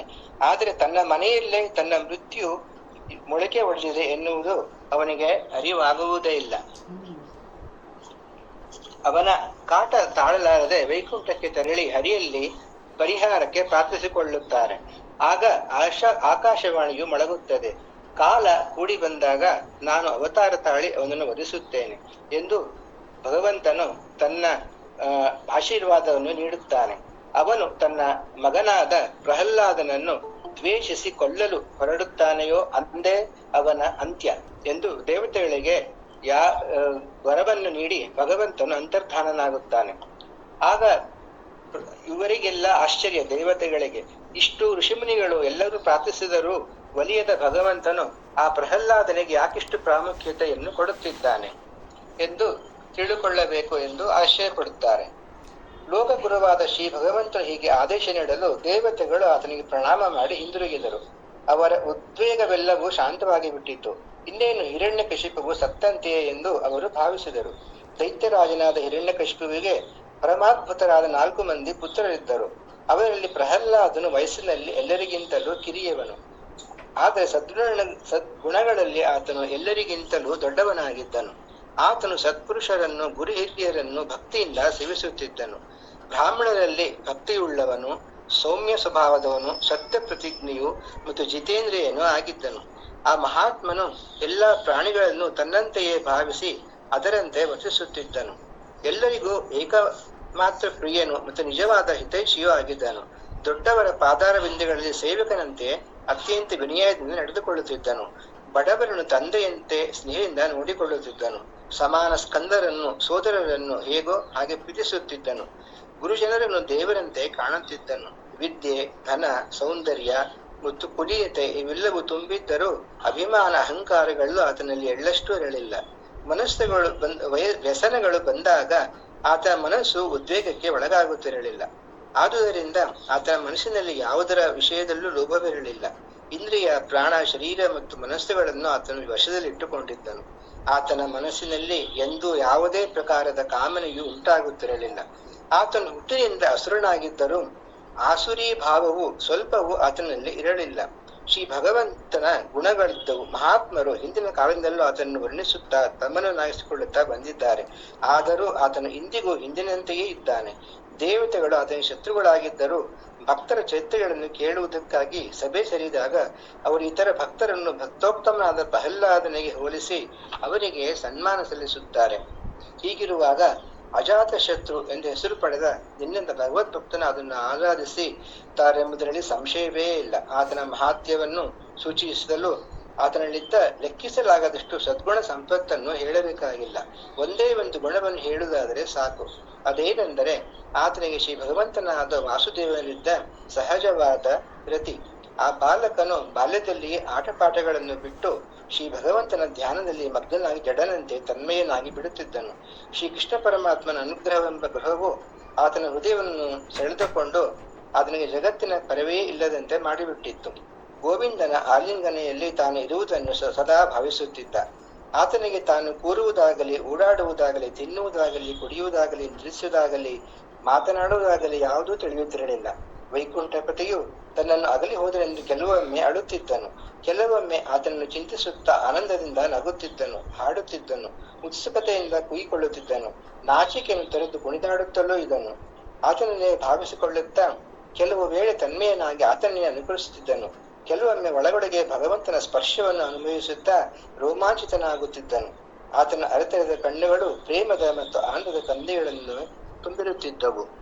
ಇಂತಹ ಸಾಧುಶೇಷನಾದ ಪುತ್ರನನ್ನು ಅಪರಾಧಿ ಎಂದು ಉದ್ಘೋಷಿಸಿ ಶ್ರೀ ಹಿರಣ್ಯಕಶಿಪುವು ಆತನಿಗೆ ಅನಿಷ್ಟವನ್ನು ಉಂಟು ಮಾಡಲು ಪ್ರಯತ್ನಿಸತೊಡಗಿದನು. ಇದಕ್ಕೆ ಕಾರಣ ಹಿರಣ್ಯಕಶಿಪು ಪ್ರಹ್ಲಾದನಿಗೆ ತಂದೆಯಾಗಿದ್ದರೂ ಪರಿಶುದ್ಧ ಹೃದಯನು ಮಹಾತ್ಮನೂ ಆಗಿದ್ದ ತನ್ನೆ ಆ ಪುತ್ರನಿಗೆ ಏಕೆ ದ್ರೋಹ ಮಾಡಿದನು? ತಂದೆಗೆ ಪುತ್ರನಲ್ಲಿ ಸ್ವಾಭಾವಿಕವಾಗಿ ಪ್ರೇಮವು ತುಂಬಿರುತ್ತದೆ. ಆತನು ಏನಾದರೂ ವಿರುದ್ಧವಾದ ಕರ್ಮವನ್ನು ಮಾಡಿದರೂ ಆತನಿಗೆ ತಿಳಿವಳಿಕೆ ನೀಡುವುದಕ್ಕಾಗಿ ಗದರಿಸುತ್ತಾನೆ ಹೊರತು ಕಾಟ ಕೊಡುವುದಿಲ್ಲ. ಹೀಗಿರುವಾಗ ವಿಧೇಯನು, ಶುದ್ಧ ಹೃದಯನು ಮತ್ತು ಗುರು ಹಿರಿಯರಲ್ಲಿ ಭಗವತ್ ಭಾವವುಳ್ಳವನು ಆದ ಅಂತಹ ಪುತ್ರನಲ್ಲಿ ದ್ವೇಷವನ್ನು ಹೇಗೆ ತಾನೇ ತಂದೆಯಾದ ಹಿರಣ್ಯಕಶಿಪುವು ಮಾಡಿಯಾನು? ದೈತ್ಯರು ಭಗವಂತನಾದ ಶುಕ್ರಾಚಾರ್ಯರನ್ನು ಪುರೋಹಿತರನ್ನಾಗಿ ವರಿಸಿದ್ದರಷ್ಟೇ. ಆ ಶುಕ್ರಾಚಾರ್ಯರಿಗೆ ಷಂಡ ಮತ್ತು ಅಮರ್ಗ ಎಂಬ ಇಬ್ಬರು ಪುತ್ರರಿದ್ದರು. ಅವರಿಬ್ಬರು ದೈತ್ಯರಾಜನ ಅರಮನೆಯ ಬಳಿಯೇ ಇದ್ದು ಹಿರಣ್ಯಕಶಿಪುವು ಕಳುಹಿಸಿಕೊಟ್ಟ ಆತನ ನೀತಿ ನಿಪುಣನಾಗಿದ್ದ ಪುತ್ರ ಪ್ರಹ್ಲಾದನಿಗೂ ಪಾಠ ಕಲಿಯಲು ಯೋಗವಾಗಿದ್ದ ಅಸುರ ಬಾಲಕರಿಗೂ ಅರ್ಥನೀತಿಯೇ ಮುಂತಾದವುಗಳನ್ನು ಹೇಳಿಕೊಡುತ್ತಿದ್ದರು. ಆದರೆ ಆ ಪಾಠಗಳು ಸರಿ ಎಂದು ಪ್ರಹ್ಲಾದನ ಮನಸ್ಸಿಗೆ ಒಪ್ಪುತ್ತಿರಲಿಲ್ಲ. ಹೀಗೆ ಇರುವಾಗ ಹಿರಣ್ಯಕಶಿಪು ಒಂದು ದಿನ ತನ್ನ ಪುತ್ರನನ್ನು ತುಂಬಾ ಪ್ರೀತಿಯಿಂದ ತೊಡೆಯ ಮೇಲೆ ಕೂರಿಸಿಕೊಂಡು ತಲೆ ನೇವರಿಸುತ್ತಾ, ಮಗು, ನಿನಗೆ ಯಾವುದು ತುಂಬಾ ಒಳ್ಳೆಯದು ಅನಿಸುತ್ತದೆ ಹೇಳು ಪ್ರಶ್ನಿಸಿದನು. ಅದಕ್ಕೆ ಪ್ರಹ್ಲಾದನು, ಅಪ್ಪ, ಲೋಕದಲ್ಲಿರುವ ಜೀವಿಗಳು ನಾನು, ನನ್ನದು ಎಂಬ ದುಷ್ಟವಾದ ಆಗ್ರಹದಿಂದ ಸದಾ ಚಿಂತಾಕ್ರಾಂತರಾಗಿರುತ್ತಾರೆ. ಅವರು ತಮ್ಮ ಅಧಪತನಕ್ಕೆ ಮೂಲ ಕಾರಣವಾಗಿ ಕತ್ತಲೆಯ ಬಾವಿಯಂತಿರುವ ಈ ಮನೆ ಮಠಗಳನ್ನು ತೊರೆದು ಅರಣ್ಯಕ್ಕೆ ಹೋಗಿ ಭಗವಂತನಾದ ಶ್ರೀ ಹರಿಯನ್ನು ಶರಣ ಹೊಂದುವುದೇ ಸರಿ ಎಂದು ನಾನು ತಿಳಿಯುತ್ತೇನೆ. ಸುರವರೇಣ್ಯ ಎಂದು ಉತ್ತರ ನೀಡಿದನು. ತನ್ನ ಪುತ್ರನು ಹೀಗೆ ಶತ್ರುಪಕ್ಷವನ್ನು ಪ್ರಶಂಸೆ ಮಾಡುತ್ತಾ ಅದಕ್ಕೆ ಅನುಕೂಲವಾಗಿರುವ ಮಾತುಗಳನ್ನಾಡಿದ್ದನ್ನು ಕೇಳಿ ಹಿರಣ್ಯಕಶಿಪುವಿಗೆ ಭಾರೀ ನಗು ಬಂದಿತು. ಇತರರು ಆಡುವ ಒಡಕು ಮಾತುಗಳಿಂದ ಹುಡುಗನ ಬುದ್ಧಿಯು ಕೆಟ್ಟು ಹೋಗಿರುವುದು. ಗುರುಗಳ ಮನೆಯಲ್ಲಿ ವಿಷ್ಣುವಿನ ಪಕ್ಷಕ್ಕೆ ಸೇರಿದ ಯಾರೋ ಕೆಲವು ಬ್ರಾಹ್ಮಣರು ವೇಷ ಮರೆಸಿಕೊಂಡು ವಾಸ ಮಾಡುತ್ತಿದ್ದಾರೆಂದು ಕಾಣುತ್ತದೆ. ಅವರಿಂದ ನಮ್ಮ ಮಗುವಿನ ಬುದ್ಧಿಯು ವ್ಯತ್ಯಾಸ ಹೊಂದಿರುವಂತೆ ಸರಿಯಾಗಿ ನೋಡಿಕೊಳ್ಳಿರಿ ಎಂದು ಆತನ ಅಧ್ಯಾಪಕರಿಗೆ ಆದೇಶವನ್ನು ನೀಡಿದನು. ಆಗ ಆ ಅಧ್ಯಾಪಕರು ಆತನ ಹತ್ತಿರಕ್ಕೆ ಕರೆದು ಸವಿ ಮಾತುಗಳಿಂದ ಪುಸುಲಾಯಿಸುತ್ತಾ, ಮಗು ಪ್ರಹ್ಲಾದ, ನಿನಗೆ ಮಂಗಳವಾಗಲಿ. ನಿಜವಾಗಿ ಹೇಳು, ಸುಳ್ಳು ಹೇಳಬೇಡ. ನಿನ್ನ ಬುದ್ಧಿಯು ಏತಕ್ಕೆ ಹೀಗೆ ತಲೆ ಕೆಳಗಾಗಿ ಬಿಟ್ಟಿತು? ಬೇರೆ ಯಾವ ಹುಡುಗರಿಗೂ ಹೀಗೆ ಆಗಿಲ್ಲವಲ್ಲ? ಹೇಳು ಕುಲಮಣಿಯೇ, ನಿನ್ನ ಗುರುಗಳಾದ ನಾವು ಕೇಳುತ್ತಿದ್ದೇವೆ. ನಿನ್ನ ಬುದ್ಧಿಯು ತಾನಾಗಿಯೇ ಹೀಗೆ ಆಗಿಬಿಟ್ಟಿದೆಯೋ ಅಥವಾ ಬೇರೆ ಯಾರಾದರೂ ನಿನ್ನ ಬುದ್ಧಿಗೆ ಪ್ರಚೋದನೆ ಮಾಡಿದ್ದಾರೆಯೋ ಹೇಳು ಎಂದು ಕೇಳಿದರು. ಅದಕ್ಕೆ ಪ್ರಹ್ಲಾದನು ಹೀಗೆ ಉತ್ತರಿಸಿದನು, ಯಾರ ಬುದ್ಧಿಯು ಮೋಹಕ್ಕೆ ಒಳಗಾಗಿದೆಯೋ ಅವರಿಗೆ ಮಾತ್ರವೇ ಶ್ರೀ ಭಗವಂತನ ಮಾಯೆಯಿಂದ ಈ ನಾನು, ನನ್ನದು ಎಂಬ ಕೆಟ್ಟ ಆಗ್ರಹ ಉಂಟಾಗುವುದೆಂಬುದನ್ನು ನೋಡಿದ್ದೇನೆ. ಇಂತಹ ಮಾಯೆಗೆ ಅಧಿಪತಿಯಾಗಿರುವ ಶ್ರೀ ಭಗವಂತನಿಗೆ ನಮಸ್ಕಾರವು. ದೈತ್ಯ ವಂಶವೆಂಬ ಶ್ರೀಗಂಧ ವೃಕ್ಷಗಳ ಕಾಡಿನಲ್ಲಿ ಮುಳ್ಳಿನ ಮರವು ಹೇಗೆ ಹುಟ್ಟಿಕೊಂಡಿತು, ಈ ಅರಣ್ಯವನ್ನು ಬುಡಸಹಿತ ಕತ್ತರಿಸ ಹಾಕುವ ವಿಷಯದಲ್ಲಿ ಕೊಡಲಿಯಂತೆ ಕೆಲಸ ಮಾಡುತ್ತಿರುವ ಯಾವ ವಿಷ್ಣು ಉಂಟೋ ಆತನು ಈ ಕೊಡಲಿಯ ಕಾವಿನ ಕೆಲಸವನ್ನು ಮಾಡುತ್ತಿದ್ದಾನೆ, ಆತನಿಗೆ ಸಹಾಯಕನಾಗುತ್ತಿದ್ದಾನೆ ಈ ಹುಡುಗ. ಹೀಗೆ ಬಗೆಬಾಗಿ ಗದರಿಸಿ ಹೆದರಿಸಿ ಆತನಿಗೆ ಅರ್ಥ, ಧರ್ಮ, ಕಾಮ ಸಂಬಂಧವಾದ ಶಿಕ್ಷಣವನ್ನೇ ಚಂಡಾಮೃಕರು ಮುಂದುವರಿಸಿದರು. ಕೆಲವು ಕಾಲಾನಂತರ ಪ್ರಹ್ಲಾದನು ಸಾಮ, ದಾನ, ಭೇದ ಮತ್ತು ದಂಡಗಳೆಂಬ 4 ಉಪಾಯಗಳಿಗೆ ಸಂಬಂಧಪಟ್ಟ ಎಲ್ಲಾ ವಿಷಯಗಳನ್ನು ಗ್ರಹಿಸಿಯಾಗಿದೆ ಎಂದು ತಿಳಿದ ನಂತರ ಗುರುಗಳು ಆತನನ್ನು ಆತನ ತಾಯಿಯ ಬಳಿ ಕರೆದುಕೊಂಡು ಹೋದರು. ತಾಯಿಯು ತುಂಬಾ ಪ್ರೀತಿಯಿಂದ ಆತನಿಗೆ ಉಡುಗೆ ತೊಡಿಗಳನ್ನು ತೊಡಿಸಿ ರಾಜನ ಹತ್ತಿರ ಕಳಿಸಿದಳು. ಅನಂತರ ಗುರುಜನರು ಆತನನ್ನು ಹಿರಣ್ಯಕಶಿಪುವಿನ ಬಳಿಗೆ ಕೊಂಡೊಯ್ದರು. ಪ್ರಹ್ಲಾದನು ತನ್ನ ಪಾದಗಳಿಗೆ ಬೀಳಲು ದೈತ್ಯೇಂದ್ರನು ತನ್ನ ಪುತ್ರನಿಗೆ ಆಶೀರ್ವಾದ ಮಾಡಿ ಅಭಿನಂದಿಸಿ 2 ಕೈಗಳಿಂದಲೂ ಮೇಲೆತ್ತಿ ಬಹಳ ಹೊತ್ತಿನವರೆಗೆ ಆಲಿಂಗಿಸಿಕೊಂಡಿದ್ದ. ಪರಮಾನಂದ ಭರಿತನಾದನು. ಆತನು ಪ್ರಸನ್ನನಾದ ಮುಖದಿಂದ ಪ್ರಹ್ಲಾದನನ್ನು ತನ್ನ ತೊಡೆಯ ಮೇಲೆ ಕೂರಿಸಿಕೊಂಡು ಆತನ ತಲೆಯನ್ನು ಮೂಸಿ ನೋಡಿದನು. ಆಗ ಆತನ ಕಣ್ಣುಗಳಿಂದ ಪ್ರೇಮದ ಆನಂದ ಬಾಷ್ಪಗಳು ಸುರಿದು ಪ್ರಹ್ಲಾದನ ಶರೀರವನ್ನು ನೆನೆಸತೊಡಗಿತು. ಆಗ ಆತನು ಪುತ್ರನನ್ನು ಕುರಿತು, ಮಗು ಪ್ರಹ್ಲಾದ, ಚಿರಂಜೀವಿಯಾಗು. ಇಷ್ಟು ಕಾಲದವರೆಗೆ ನಿನ್ನ ಗುರುಗಳಿಂದ ಏನು ಕಲಿತುಕೊಂಡಿದ್ದೀಯೆ? ಅದರಲ್ಲಿ ಯಾವುದಾದರೂ ಒಂದು ಉತ್ತಮವಾದ ಮಾತನ್ನು ಹೇಳು ನೋಡೋಣ ಎಂದು ನುಡಿದನು. ಅದಕ್ಕೆ ಪ್ರಹ್ಲಾದ ಕುರನು ಹೀಗೆ ಉತ್ತರಿಸಿದನು: ಶ್ರವಣಂ ಕೀರ್ತನಂ ವಿಷ್ಣು ಸ್ಮರಣಂ ಪಾದಸೇವನಂ ಅರ್ಚನಂ ವಂದನಂ ದಾಸ್ಯಂ ಸಖ್ಯ ಮಾತ್ಮ ನಿವೇದನಂ ಇತಿ ಪುಂಸಾರ್ಪಿತಾ ವಿಷ್ಣು ಭಕ್ತಿಶ್ಚೇನ್ನವಲಕ್ಷಣ ಕ್ರಿಯತೆ ಭಗವತ್ಯದ್ಭ ತನ್ಮನ್ಯೇ ಅಧೀತ ಉತ್ತಮಂ.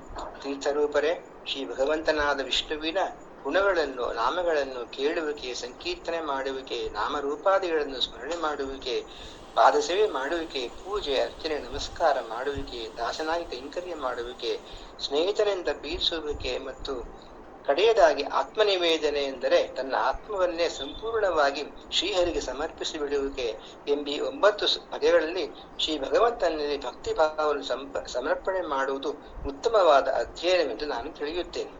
ಪ್ರಹ್ಲಾದನ ಈ ಮಾತನ್ನು ಕೇಳಿದೊಡನೆಗೆ ಕ್ರೋಧದಿಂದ ಹಿರಣ್ಯಕಶಿಪುವಿನ ತುಟಿಗಳು ಅದರತೊಡಗಿದವು. ಆತನು ಗುರುಪುತ್ರರ ಕಡೆಗೆ ತಿರುಗಿ, ಎಲೈ ಬ್ರಾಹ್ಮಣ ಅಧಮರೇ, ಎಂತಹ ಪಿತೂರಿಯನ್ನು ಮಾಡಿದ್ದೀರಾ? ದುರ್ಬುದ್ಧಿಯವನೇ, ನನ್ನನ್ನು ಸ್ವಲ್ಪವೂ ಲಕ್ಷಿಸದೆ ಈ ಮಗುವಿಗೆ ಎಂತಹ ನಿಸ್ಸಾರವಾದ ವಿಷಯವನ್ನು ಬೋಧನೆ ಮಾಡಿದ್ದೀಯೆ. ನಿಶ್ಚಯವಾಗಿ ನೀನು ನನ್ನ ಶತ್ರುಗಳ ಪಕ್ಷಕ್ಕೆ ಸೇರಿರಬಹುದು. ಗುರುಪುತ್ರನಿಗೆ ಛೀಮಾರೆ ಮಾಡಿ ಗದರಿಸಿದನು. ಅದಕ್ಕೆ ಗುರುಪುತ್ರರು ಹೀಗೆ ಉತ್ತರವನ್ನು ಭಿನ್ನವಿಸಿದರು: ಎಲೈ ಇಂದ್ರಶತ್ರುವೆ, ನಿನ್ನ ಪುತ್ರನು ಏನನ್ನು ಹೇಳುತ್ತಿದ್ದಾನೆಯೋ ಅದು ನಾನು ಹೇಳಿಕೊಟ್ಟದ್ದೂ ಅಲ್ಲ, ಬೇರೆ ಯಾವನೋ ಒಬ್ಬನು ಪ್ರೇರಣೆಯಿಂದ ಬಂದುದೂ ಅಲ್ಲ. ಅದು ಇವನ ಹುಟ್ಟಿನ ಗುಣವಾಗಿದೆ. ಸಾರ್ವಭೌಮನೇ, ಕೋಪವನ್ನು ಉಪಸಂಹಾರ ಮಾಡಿಕೊ. ವ್ಯರ್ಥವಾಗಿ ನಮ್ಮ ಮೇಲೆ ದೋಷವನ್ನು ಆರೋಪಿಸಬೇಡ. ಪ್ರಹ್ಲಾದನಿಗೆ ಹರಿಭಕ್ತಿಯು ನೈಸರ್ಗಿಕವಾಗಿ ಬಂದಂತಹ ವರ. ಗುರುಗಳು ಹೀಗೆ ಉತ್ತರ ನೀಡಲು ಹಿರಣ್ಯಕಶಿಪು ಮತ್ತೆ ಪ್ರಹ್ಲಾದನನ್ನು, ಎಲವೋ, ನಿನಗೆ ಅಹಿತವನ್ನುಂಟ ಮಾಡುವ ಈ ಮೋಸದ ಬುದ್ಧಿಯು ಗುರುಮುಖದಿಂದ ಬಂದಿಲ್ಲವಾದರೆ ಬೇರೆಲ್ಲಿಂದ ಬಂದಿತು ಎಂದು ಪ್ರಶ್ನಿಸಿದನು. ಅದಕ್ಕೆ ಪ್ರಹ್ಲಾದನು, ಅಪ್ಪ, ಸಂಸಾರಿಗಳಿಗೆ ಇಂದ್ರಿಯಗಳ ಮೇಲೆ ಹತೋಟಿ ಇಲ್ಲ. ಇರುವುದರಿಂದ ಅವರು ತಾವು ಅನುಭವಿಸಿದ ವಿಷಯಗಳನ್ನೇ ಮತ್ತೆ ಮತ್ತೆ ಅನುಭವಿಸೋಸ್ಕರ ಸಂಸಾರವೆಂಬ ಘೋರವಾದ ನರಕದ ಕಡೆಗೆ ಹೋಗುತ್ತಿರುವವರು. ಅವರು ಇಂದ್ರಿಯಗಳಿಗೆ ಗೋಚರವಾಗುವ ಹೊರಗಿನ ವಿಷಯಗಳನ್ನೇ ಇಷ್ಟತಮವೆಂದು ಭಾವಿಸಿ ಮೂರ್ಖತೆಯಿಂದ ಕುರುಡರನ್ನು ಹಿಂಬಾಲಿಸುವ ಕುರುಡರಂತೆ ಹಳ್ಳಕ್ಕೆ ಬೀಳಲು ಹೋಗುತ್ತಿರುವರು. ಇದಕ್ಕೆ ವಿರುದ್ಧವಾಗಿ ಯಾರ ಬುದ್ಧಿಯು ಶ್ರೀ ಭಗವಂತನ ಚರಣಕಮಗಳನ್ನು ಮುಟ್ಟುವುದೋ ಅವರಿಗೆ ಹುಟ್ಟು ಸಾವುಗಳೆಂಬ ಅನರ್ಥವು ಪೂರ್ಣವಾಗಿ ನಾಶವಾಗಿ ಬಿಡುವುದು. ಪ್ರಹ್ಲಾದನು ಇಷ್ಟು ಹೇಳಿ ಸುಮ್ಮನಾಗಲು ಹಿರಣ್ಯಕಶಿಪು ಕೋಪದಿಂದ ಕುರುಡನಾಗಿ ಆತನು ತೊಡೆಯಿಂದ ಎತ್ತಿ ನೆಲದ ಮೇಲೆ ಕುಕ್ಕಿಬಿಟ್ಟನು. ಪ್ರಹ್ಲಾದನ ಮಾತನ್ನು ಅದನ್ನು ಸಹಿಸಲಾಗಲಿಲ್ಲ.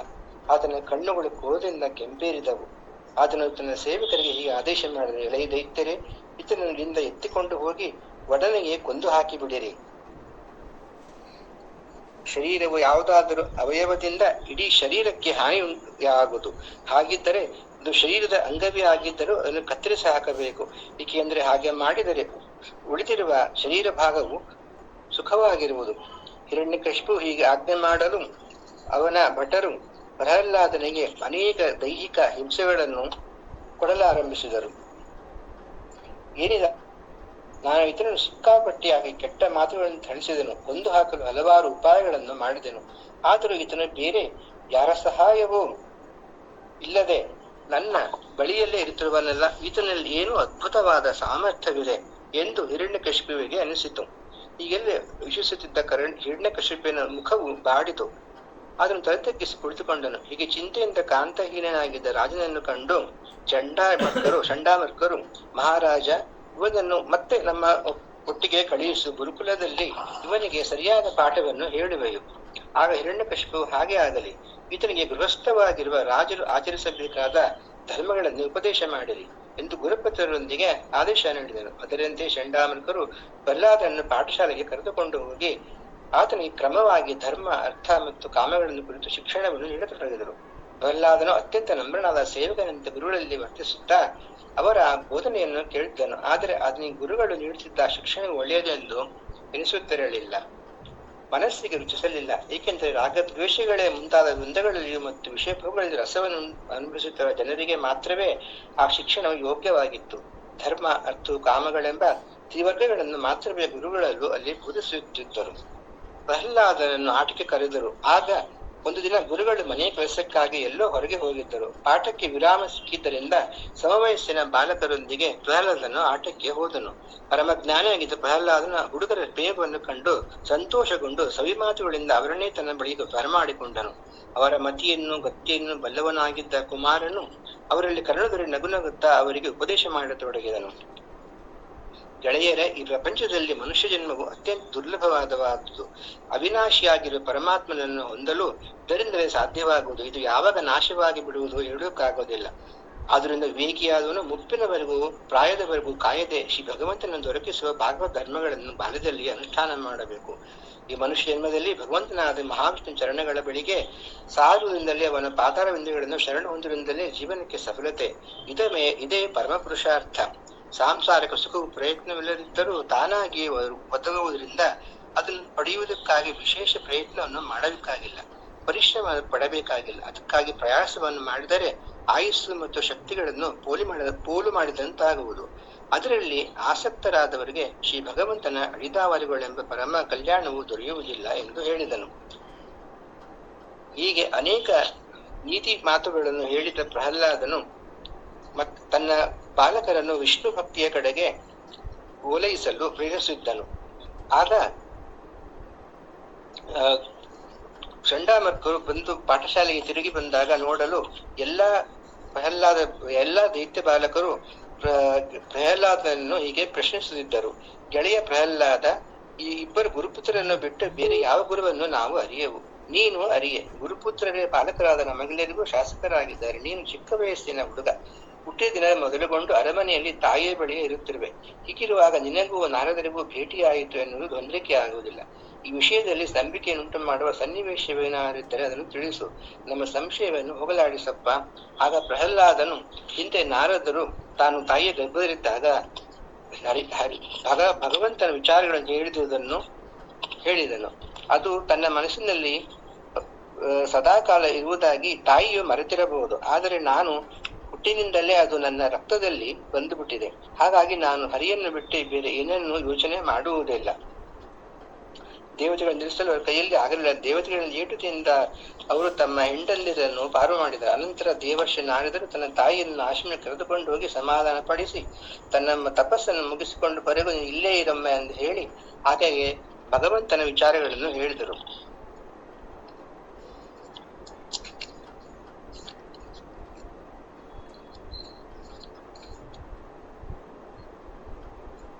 ನಂತರ ದೈತ್ಯ ಬಾಲಕರು ಪ್ರಹ್ಲಾದ್ ಕುಮಾರನ ಪ್ರವಚನವನ್ನು ಕೇಳಿ ಅದನ್ನೇ ಸರಿ ಎಂದು ಗ್ರಹಿಸಿಕೊಂಡರು. ಏಕೆಂದರೆ ಆ ಪ್ರವಚನವು ಸರ್ವದೋಷ ರಹಿತವಾಗಿತ್ತು. ಗುರುಗಳಾದ ಚಂಡಾಮರ್ಕರು ಕೊಡುತ್ತಿದ್ದ ಶಿಕ್ಷಣವು ದೋಷಪೂರಿತವಾಗಿದೆ ಎಂದು ಅವರು ಸ್ವೀಕರಿಸಲಿಲ್ಲ. ಈ ಎಲ್ಲಾ ವಿದ್ಯಾರ್ಥಿಗಳ ಬುದ್ಧಿ ಪರಮಾತ್ಮನಲ್ಲಿ ಅನನ್ಯ ಭಾವದಿಂದ ಸ್ಥಿರವಾಗಿ ಬಿಟ್ಟಿದ್ದನ್ನು ಕಂಡು ಗುರುಗಳಿಗೆ ತುಂಬಾ ಗಾಬರಿಯಾಯಿತು. ಅವರು ಒಡೆಯ ಹಿರಣ್ಯಕಶಿಪುವಿನ ಬಳಿಗೆ ಹೋಗಿ ಆ ವಿಷಯವನ್ನು ಅರಿಕೆ ಮಾಡಿದರು.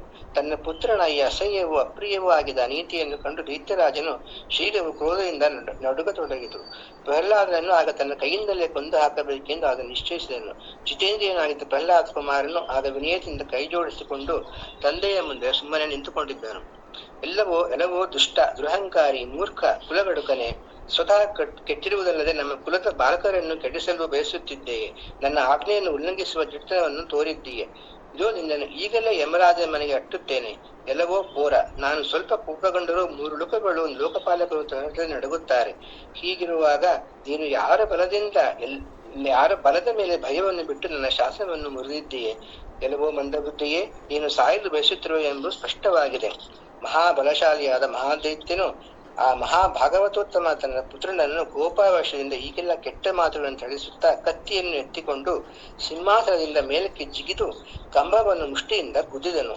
ಒಡನೆಯೇ ಅಲ್ಲಿ ಇಡೀ ಬ್ರಹ್ಮಾಂಡವನ್ನೇ ಒಡೆದು ಹಾಕುತ್ತಿದ್ಯೋ ಎಂಬಂತೆ ಅತಿ ಭೀಕರವಾದ ಶಬ್ದವು ಕೇಳಿ ಬಂದಿತು. ಆ ಧ್ವನಿಯು ಲೋಕಪಾಲಕರು ಲೋಕಕ್ಕೂ ತಲುಪಿದಾಗ ಅದನ್ನು ಕೇಳಿ ಬ್ರಹ್ಮಾದಿಗಳು ತಮ್ಮ ಲೋಕಗಳ ಪ್ರಣಯವೇ ಆಗುತ್ತಿದೆ ಎಂದು ಭಾವಿಸಿದರು. ಪ್ರಹ್ಲಾದನನ್ನು ಕೊಂದು ಹಾಕಲೆಂದು ಹಿರಣ್ಯಕಶಿಪುವು ಭರ್ರನೆ ಚಿಮ್ಮಿದನು.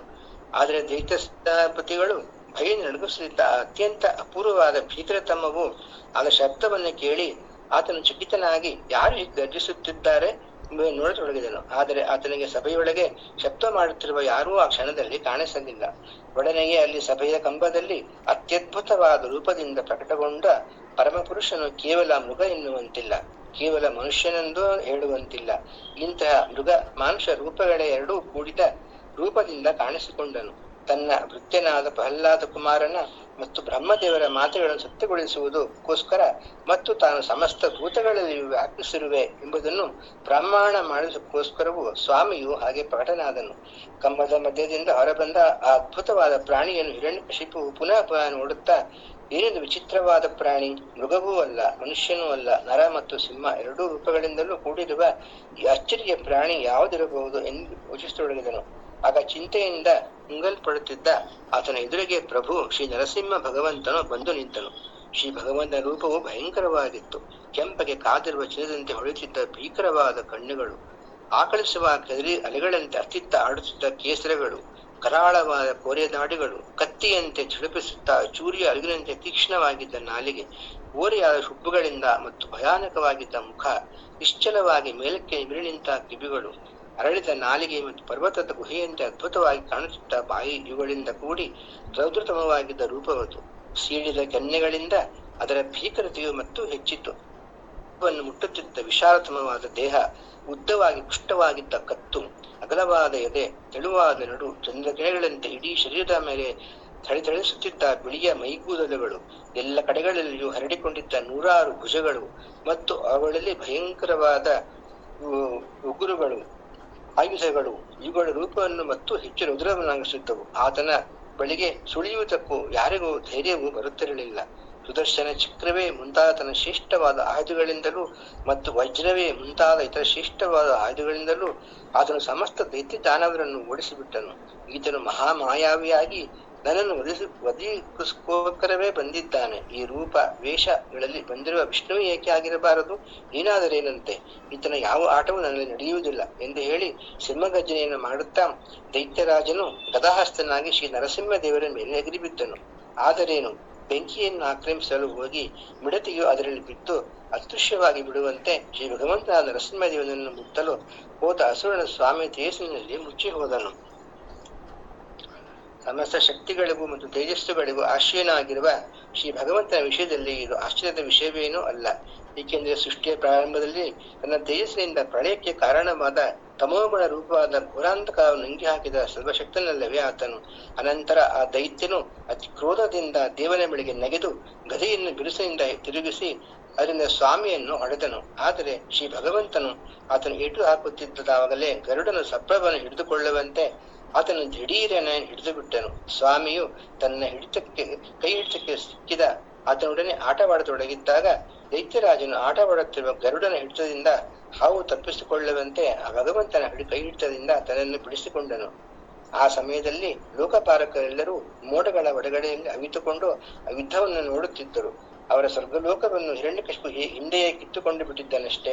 ಹಿರಣ್ಯಕಶಿಪು ಶ್ರೀ ಭಗವಂತನ ಹಿಡಿತದಿಂದ ತಪ್ಪಿಸಿಕೊಳ್ಳುತ್ತಿದ್ದುದನ್ನು ಕಂಡು ದೇವತೆಗಳಿಗೆ ಮತ್ತು ಹೆದರಿಕೆಯಾಯಿತು. ನರಸಿಂಹನು ತನ್ನ ಬಲವೀರ್ಯಗಳಿಗೆ ಹೆದರಿಗೆ ತನ್ನನ್ನು ಕೈಯಿಂದ ಬಿಟ್ಟು ಬಿಟ್ಟನು ಎಂದು ಹಿರಣ್ಯಕಶಿಪು ಭಾವಿಸಿದ್ದನು. ಈ ವಿಚಾರ ಮಾಡಿದ್ದರಿಂದ ಅದರ ಧೈರ್ಯವು ಬಂದು ಆಯಾಸ ಪರಿಹಾರವಾಯಿತು. ಆಗ ಆತನು ಯುದ್ಧಕ್ಕಾಗಿ ಕತ್ತಿ ಗುರಾಣಿಗಳನ್ನು ಎತ್ತಿಕೊಂಡು ಮತ್ತೆ ನರಸಿಂಹದೇವರ ಕಡೆಗೆ ನುಗ್ಗಿದನು. ಆಗ ಆತನು ಗಿಡುಗನಂತೆ ಅತಿ ವೇಗದಿಂದ ಮೇಲಕ್ಕೂ ಕೆಳಕ್ಕೂ ಕತ್ತಿ ಗುರಾಣಿಗಳನ್ನು ತಿರುಗಿಸುವ ವರಸೆಯಿಂದ ಶತ್ರುವು ತನ್ನ ಮೇಲೆ ಆಕ್ರಮಣ ಮಾಡುವುದಕ್ಕೂ ಅವಕಾಶವೇ ಸಿಕ್ಕದಂತೆ ನಡೆದೊಡಗುತ್ತಾನೆ. ಆಗ ಶ್ರೀ ಭಗವಂತನು ಭಯವುಂಟಾಗುವಂತೆ ಗಟ್ಟಿಯಾಗಿ ಅಟ್ಟಹಾಸ ಮಾಡಿ ಅದರ ಕಣ್ಣುಗಳನ್ನು ಮುಟ್ಟಿಸಿದನು. ಮತ್ತೆ ಅತಿ ರಭಸದಿಂದ ಜಿಗಿದು ಸರ್ಪವು ಎಲ್ಲಿಯನ್ನು ಹಿಡಿಯುವಂತೆ ಆತನ್ನು ಇಟ್ಟುಕೊಂಡು ಬಿಟ್ಟನು. ಚರಬಣದ ಮೇಲೆ ವಜ್ರಾಡುವುದು ಇದ್ದಾಗಲೂ ಅವನ ಚರ್ಮವು ತರಿಚಿರಲಿಲ್ಲವೋ ಅದೇ ಕೆನ್ನೆಕೆಸಿತು. ಆಗ ಶ್ರೀ ನರಸಿಂಹನ ಪಂಜದಿಂದ ತನ್ನನ್ನು ಬಿಡಿಸಿಕೊಳ್ಳುವುದಕ್ಕಾಗಿ ಚಡಪಡಿಸುವುದಿಲ್ಲ. ಶ್ರೀ ಭಗವಂತನು ಅದನ್ನು ಸಭೆಯ ದ್ವಾರದ ಬಳಿಗೆ ಕರೆದುಕೊಂಡು ಹೋಗಿ ತನ್ನ ತೊಡೆಯ ಮೇಲೆ ಹಾಕಿಕೊಂಡು ಗರುಡನು ಮಹಾವಿಷಧಾರಿಯಾದ ಸರ್ಪವನ್ನು ಹೇಗೋ ಹಾಗೆ ಇಲಾಜಾಲ ಇವುಗಳಿಂದ ಹಿರಣ್ಯಕಶಿಪುವನ್ನು ಸೀಡಿ ಹಾಕಿಬಿಟ್ಟನು. ಆ ಸಮಯದಲ್ಲಿ ಕ್ರೋಧದಿಂದ ತುಂಬಿದ್ದ ಆತನ ಕರಾಳವಾದ ಕಣ್ಣುಗಳ ಕಡೆಗೆ ನೋಡುವುದಕ್ಕೂ ಯಾರಿಗೂ ಆಗುತ್ತಿರಲಿಲ್ಲ. ಆ ಉಗ್ರಮೂರ್ತಿ ದಾಟಿದ ನಾಲಿಗೆಯಿಂದ ತನ್ನ ತೆರೆದ ಬಾಯಿಯಿಂದ 2 ಮೂಲೆಗಳನ್ನು ನಕ್ಕುತ್ತಿದ್ದನು. ರಕ್ತದ ಕಣಗಳಿಂದ ಆತನ ಬಾಯಿಯು ಮತ್ತು ಕತ್ತಿನ ಕೇಸಗಳು ಕೆಂಪಾಗುತ್ತಿದ್ದವು. ಆನೆಯ ಸಂಭವಿಸಿ ಅದರ ಕರುಳಿನ ಮಾಲೆಯನ್ನು ಕುತ್ತಿಗೆ ಹಾಕಿಕೊಂಡಿರುವ ಸಿಂಹದಂತೆ ಆ ನರಸಿಂಹನು ರುದ್ರ ಸೌಂದರ್ಯದಿಂದ ಕಂಗೊಳಿಸುತ್ತಿದ್ದನು. ಶ್ರೀ ಭಗವಂತನು ತನ್ನ ತೀಕ್ಷ್ಣವಾದ ಉಗುಗಳಿಂದ ಹಿರಣ್ಯಕಶಿಪುವಿನ ಹೃದಯವನ್ನು ಕಿತ್ತು ನೆಲಕ್ಕೆ ಕುಪ್ಪಿದನು. ಆಗ ಹಿರಣ್ಯಕಶಿಪುವಿನ ಅನುಯಾಯಿಗಳು 1000 ಮಂದಿ ದೈತ್ಯರು ದಾನವರನ್ನು ಕೈಗಳಲ್ಲಿ ಶಸ್ತ್ರಗಳನ್ನು ಎತ್ತಿಕೊಂಡು ಆತನನ್ನು ಹೊಡೆಯಲು ಬಂದರು. ಆಗ ನರಸಿಂಹಸ್ವಾಮಿ ಕೇಸುಗಳ ಅಪ್ಪಳಿಕೆ ಏಟುಗಳಿಂದ ಮೊಳಗಳು ಚದುರಿ ಹೋದವು. ಆತನ ಕಣ್ಣುಗಳು ಜ್ವಾಲೆಗಳಿಂದ ಗ್ರಹ ನಕ್ಷತ್ರಗಳ ತೇಜಸ್ಸು ಕುಂದಿ ಕಸಿಯಲ್ಪಟ್ಟಿತು. ಆತನ ಉಸಿರಾಟದ ಹೊಡೆತಗಳಿಂದ ಸಮುದ್ರಗಳು ಕ್ಷೋಭೆ ಹೊಂದಿದವು. ಆತನ ಸಿಂಹನಾದಕ್ಕೆ ಹೆದರಿ ದಿಗ್ಗಜಗಳು ಅರಚಿಕೊಂಡ ತುಳಿದವು. ಆತನ ಕೇಸುಗಳ ಹೊಡೆತಗಳಿಂದ ದೇವತೆಗಳ ವಿಮಾನಗಳು ಚೆಲ್ಲಾಪಿಲ್ಲಿಯಾದವು. ಸ್ವರ್ಗವು ಧರತೆ ನಡಗಿತು.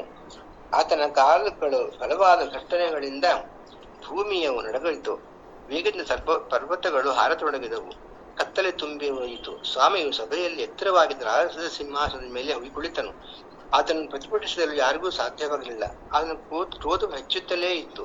ತೇಜಸ್ಸಿನಿಂದ ಉದ್ದೀಪ್ತನಾಗಿ ಕೋಪದಿಂದ ತುಂಬಿದ್ದ ಆತನ ಭಯಂಕರವಾದ ಮುಖವನ್ನು ಕಂಡು ಯಾರಿಗೂ ಆತನ ಬಳಿಗೆ ಹೋಗಲು ಧೈರ್ಯ ಬರಲಿಲ್ಲ. ಆಗ ಬ್ರಹ್ಮದೇವರು, ರುದ್ರದೇವರು, ಇಂದ್ರನು, ಋಷಿಗಳು, ಮುನಿಗಳು, ಪಿತೃದೇವತೆಗಳು, ಸಿದ್ಧರು, ವಿದ್ಯಾಧರರು, ನಾಗರು, ಮುನಿಗಳು, ಗಂಧರ್ವರು, ಚಾರಣರು,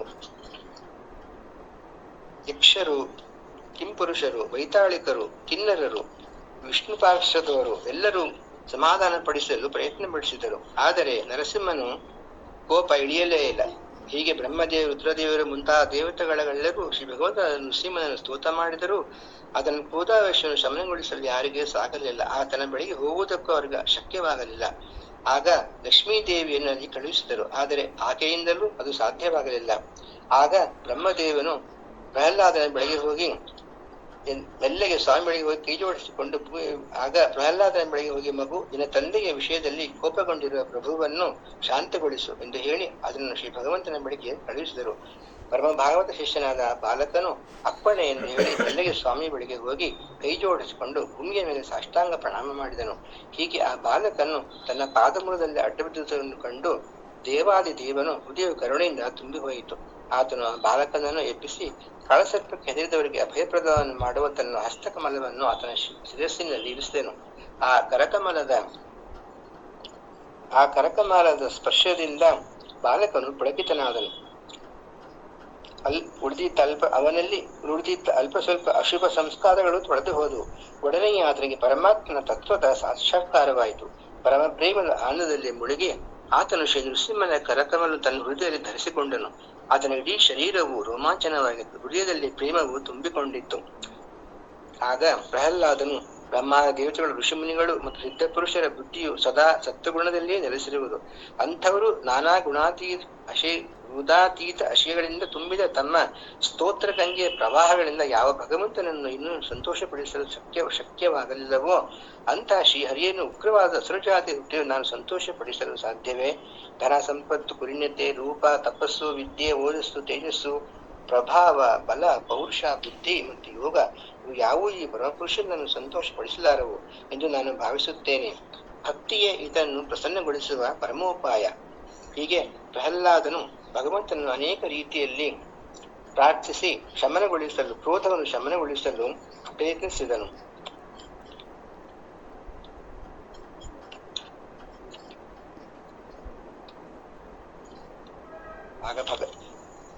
ಆಗ ನರಸಿಂಹದೇವರು ಶಾಂತನಾಗಿ, ಎಲೆ ಮಗುವೆ, ನಿನಗೆ ಯಾವ ವರವನ್ನು ಕೊಡಲಿ? ನಾನು ನಿನ್ನ ಭಕ್ತಿಗೆ ಮೆಚ್ಚಿದ್ದೇನೆ.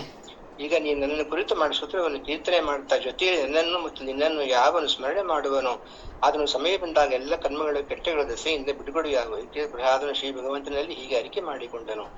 ವರವನ್ನು ಅನುಗ್ರಹಿಸುವವರಿಗೆಲ್ಲ ಸ್ವಾಮಿ ಆಗಿರುವ ಮಹಾಪ್ರಭು ಮಹೇಶ್ವರನೇ, ನಾನು ನಿನ್ನಲ್ಲಿ ಒಂದು ವರವನ್ನು ಮಾತ್ರ ಬೇಡುವೆನು. ನನ್ನ ತಂದೆಯು ನೀನು ಸರ್ವಶಕ್ತನಾದ ಚರಾಚರ ಗುರು ಎಂಬುದನ್ನು ಅರಿಯದೆ, ನಿನ್ನ ಈಶ್ವರಿಯ ತೇಜಸ್ಸನ್ನು ತಿಳಿಯದೆ ನಿನ್ನ ಮನಸ್ಸಿಯಾಗಿ ನಿಂದಿಸಿದೆನು. ಆ ವಿಷ್ಣುವು ನನ್ನ ಸೋದರನನ್ನು ಕೊಂದು ಹಾಕಿದನು ಎಂಬ ಸುಳ್ಳು ದೃಷ್ಟಿಯನ್ನು ಇಟ್ಟುಕೊಂಡಿದ್ದರಿಂದ ಕೋಪದ ವೇಗವನ್ನು ಇದನ್ನು ಸಹಿಸಿಕೊಳ್ಳಲಾರದೆ ಹೋದನು.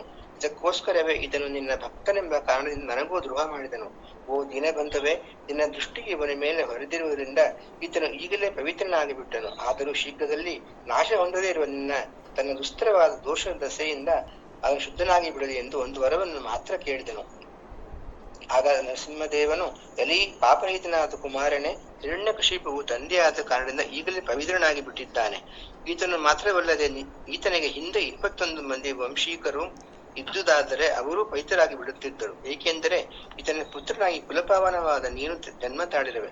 ಪ್ರಶಾಂತರು, ಸರ್ವದರ್ಶಿಗಳು ಮತ್ತು ಸುಖವಾಗಿ ಸದಾಚಾರವನ್ನು ಪಾಲಿಸುವವರು, ಅದನ್ನ ಭಕ್ತ ಜನರು ಎಲ್ಲಿಯೇ ವಾಸ ಮಾಡುತ್ತಿದ್ದರೂ ಅತ್ಯಂತ ಕೆಳಮಟ್ಟದ ಹುಟ್ಟಿನವರೇ ಆಗಿದ್ದರೂ ಅವರು ಪವಿತ್ರರಾಗಿ ಇತರನ್ನು ಪವಿತ್ರಗೊಳಿಸುತ್ತಾರೆ. ಎಲೆ ದೈತ್ಯೇಂದ್ರನೇ, ನನ್ನಲ್ಲಿರುವ ಭಕ್ತಿ ಭಾವ ಕಾಮನೆಗಳನ್ನು ಕಳೆದುಕೊಂಡಿರುವ ಅವರು ಎಲ್ಲದರಲ್ಲೂ ಆತ್ಮಭಾವವನ್ನು ಹೊಂದಿರುವುದರಿಂದ ಚಿಕ್ಕ ಪ್ರಾಣಿಯೇ ಆಗಲಿ ದೊಡ್ಡ ಪ್ರಾಣಿಯೇ ಆಗಲಿ ಯಾವುದಕ್ಕೂ ಹಿಂಸೆ ಮಾಡುವುದಿಲ್ಲ. ಪ್ರಪಂಚದಲ್ಲಿ ಯಾರು ನಿನ್ನ ಅನುಯಾಯಿಗಳವರೋ ಅವರು ನನ್ನ ಭಕ್ತರಾಗಿ ಬಿಡುವರು. ಮಗು, ಇನ್ನು ನನ್ನ ಸರ್ವ ಭಕ್ತರಿಗೂ ಆದರ್ಶ ಪುರುಷನಾಗಿದ್ದೇನೆ. ನನ್ನ ಅಂಗಗಳ ಸ್ಪರ್ಶದಿಂದ ನಿನ್ನ ತಂದೆಯು ಈಗಲೇ ಪೂರ್ಣವಾಗಿ ಪವಿತ್ರನಾಗಿ ಬಿಟ್ಟಿದ್ದಾನೆ. ಆದರೂ ನೀನು ಈತನಿಗೆ ಅಂತ್ಯೇಷ್ಯ ಕರ್ಮವನ್ನು ಮಾಡು. ನಿನ್ನಂತಹ ಸತ್ಸಂತಾನವನ್ನು ಪಡೆದ ಕಾರಣ ಈತನು ಉತ್ತಮೋತ್ತಮ ಲೋಕಗಳನ್ನು ಹೊಂದಿರುವನು. ವತ್ಸ, ನೀನು ನಿನ್ನ ತಂದೆಯ ಸ್ಥಾನದಲ್ಲಿ ಪಟ್ಟಾಭಿಷೇಕನಾಗಿ ವೇದವಾದಿಗಳಾದ ಮುನಿಗಳ ಆಜ್ಞೆಯಂತೆ ನನ್ನಲ್ಲಿ ನಿನ್ನ ಮನಸ್ಸನ್ನು ನಿಲ್ಲಿಸಿ ನನ್ನನ್ನು ಶರಣು ಹೊಂದು ನನಗೋಸ್ಕರವಾಗಿ ನಿನ್ನ ಸರ್ವ ಕರ್ಮಗಳನ್ನು ಮಾಡುತ್ತಾ ಇರು. ಭಗವಂತನ ಆಜ್ಞೆಯಂತೆ ಪ್ರಹ್ಲಾದ ತನ್ನ ತಂದೆಗೆ ಅಂತ್ಯೇಷ್ಟಿ ಸಂಸ್ಕಾರವನ್ನು ಮಾಡಿದನು. ಅನಂತರ ಬ್ರಾಹ್ಮಣರು ಅದರಿಗೆ ಪಟ್ಟಾಭಿಷೇಕವನ್ನು ಮಾಡಿದರು. ಆಗ ದೇವತೆಗಳು ಋಷಿಗುರುಗಳು ಒಳಗೂಡಿದ ಬ್ರಹ್ಮದೇವ ನರಸಿಂಹದ ಪ್ರಸನ್ನನಾದ ಮುಖವನ್ನು ಕಂಡು ಸಂತೋಷಗೊಂಡು ಪವಿತ್ರವಾಣಿ ಆತನು ಸ್ತುತಿಸಿ ಆದಿನಲ್ಲಿ ಹೀಗೆ ವಿಜ್ಞಾಪಿಸಿದರು.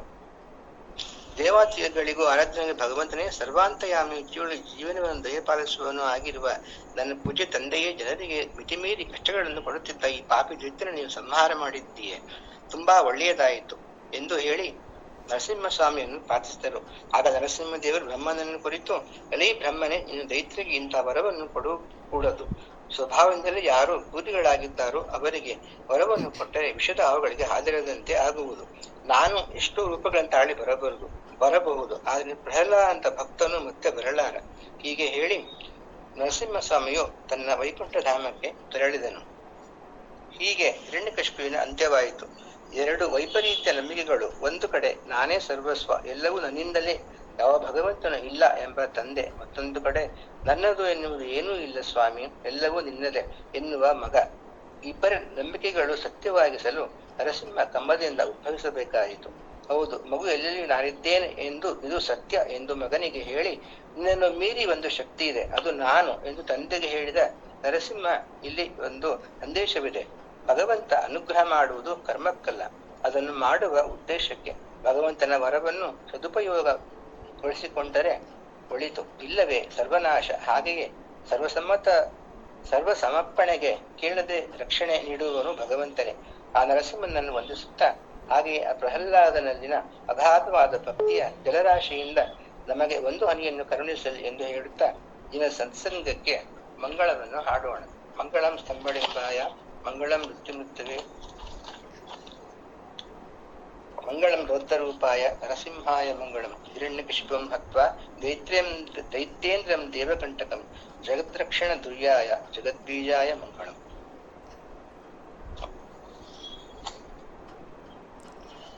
ಜಯಶಂಕರ್ಲಿಂಗ. ಇವತ್ತು ಶ್ರಾವಣ ಮಾಸದಲ್ಲಿ ಭಕ್ತ ಅಂಬರೀಷ ಮತ್ತು ಭಕ್ತ ಪ್ರಹ್ಲಾದ ಇವ 2 ಕಥೆಗಳನ್ನು ನಾವು ಕೇಳಿರುವುದು ತುಂಬ ಪುಣ್ಯ ಅಂತ ನಾನು ತಿಳ್ಕೊಳ್ತೀನಿ. ಮೊದಲಿಗೆ ಭಕ್ತ ಅಂಬರೀಷ ಅದ್ರ ಬಗ್ಗೆ ತಗೊಳ್ಳೋಣ. ಭಕ್ತ ಅಂಬರೀಷನ ಭಕ್ತಿ ಮತ್ತು ಆ ಒಂದು ಸುದರ್ಶನ ಚಕ್ರದ ಶಕ್ತಿ ಮತ್ತು ದೂರ್ವಾಸ ಮುನಿಗಳ ಶಾಪ ಮೂರೂ ಹೇಗೆ ಒಂದು ಸುತ್ತಿದ್ವು ಅಂತ ಬಹಳ ಅದು ಒಂದು ಉತ್ತಮವಾದ ಕಥೆ ಅಂತ ನಾನು ಅಂದ್ಕೊಳ್ತೀನಿ. ಶ್ರೀಪಾದ ವಲ್ಲಭರ ಚರಿತ್ರೆ ಒಳಗೆ ಬರುತ್ತೆ, ಪುರಾಣಗಳು ತುಂಬ ನಿಜವಾದಂಥವು ಅಂತ. ಪುರಾಣಗಳು ಪೂರ್ತಿ ಸತ್ಯ, ಆದರೆ ಅವನ್ನ ಬೇರೆ ರೀತಿಯಲ್ಲೇ ನಾವು ನೋಡಬೇಕಾಗತ್ತೆ ಅಂತ ಶ್ರೀಪಾದ ವಲ್ಲಭರ ಚರಿತ್ರೆಯಲ್ಲಿ ಬರುತ್ತೆ. ಪುರಾಣಗಳನ್ನು ಬೇರೆ ರೀತಿಯಲ್ಲಿ ಅರ್ಥ ಮಾಡ್ಕೊಳ್ಳೋಕ್ಕೂ ನಮಗೊಂದು ಶಕ್ತಿ ಬೇಕು. ಯಾಕೆ ಅಂತಂದರೆ ನಾವು ಇದನ್ನು ಹೀಗೆ ಇದೆಯಾ, ಹೀಗಾಗುತ್ತಾ. ಈಗ ನಾವು ಅಂಬರೀಷನ ಇದರಲ್ಲಿ ನೋಡ್ತೀವಿ, 1 ವರ್ಷ ಅವನು ಉಪವಾಸ ಇದ್ದ, ದೂರ್ವಾಸ ಮುನಿಗಳು ಮತ್ತೆ ಬಂದು ಊಟ ಮಾಡಿದ ಮೇಲೆ ಅವನು ಊಟ ಮಾಡ್ದ ಅಂತ. ಇದುವೆಲ್ಲ ಒಂಥರ ನಮ್ಗಳಿಗೆ ಆಶ್ಚರ್ಯಕರ ಸಂಗತಿ ಅಂತ ಅನಿಸುತ್ತೆ.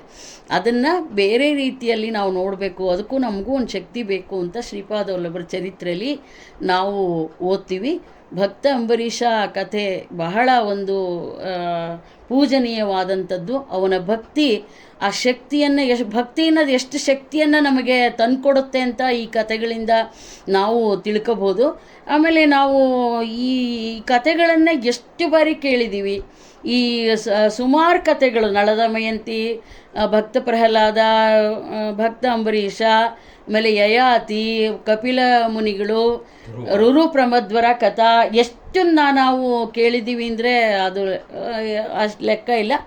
ಎಷ್ಟು ಬಾರಿ ಕೇಳಿದ್ದೇವೆ ನಾವು, ಅನೇಕ ಬಾರಿ ಅನೇಕ ಕಥೆಗಳನ್ನು ಕೇಳಿದ್ದೇವೆ. ಆದರೆ ಇದು ನಮಗೆ ಬೇಜಾರು ಅನ್ನೋದು ಒಂದು ಸರಿನೂ ಬರಲ್ಲ. ಇದು ಕತೆ ನಮಗೆ ಬೇಜಾರಾಗ್ತಾ ಇದೆಯಾ? ಇಲ್ಲ, ಆಗಲ್ಲ.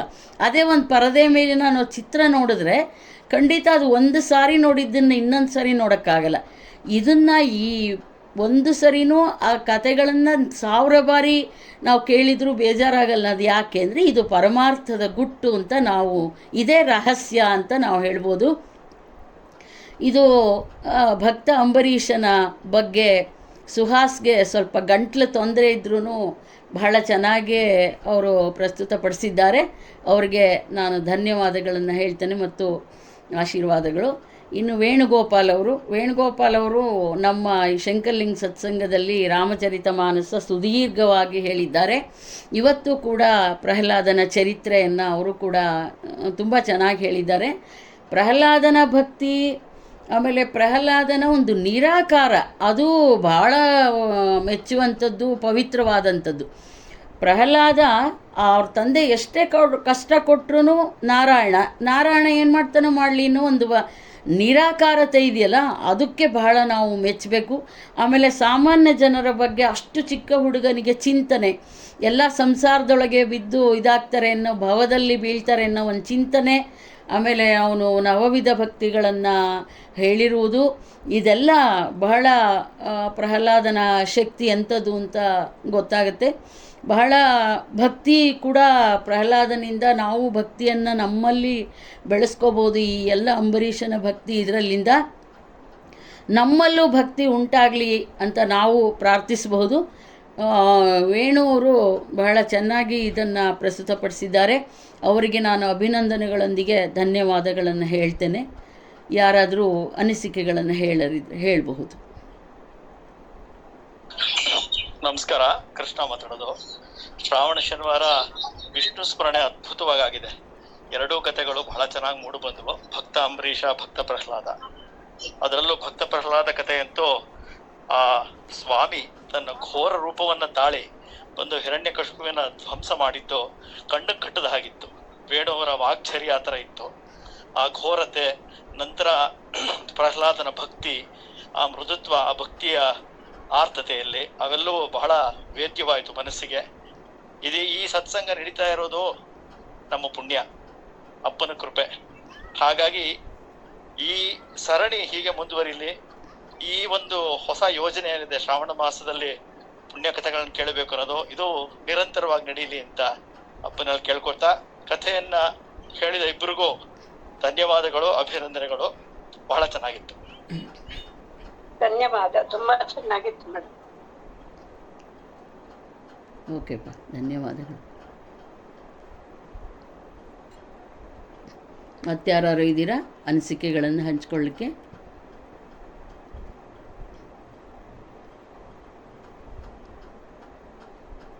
ಅಂಥ ಘೋರ ರೂಪವನ್ನು ತಾಳಿದ ನರಸಿಂಹನ್ನ ಶಾಂತ ಮಾಡೋಕ್ಕೆ ಪ್ರಹ್ಲಾದನೇ ಬರಬೇಕಾಯ್ತು.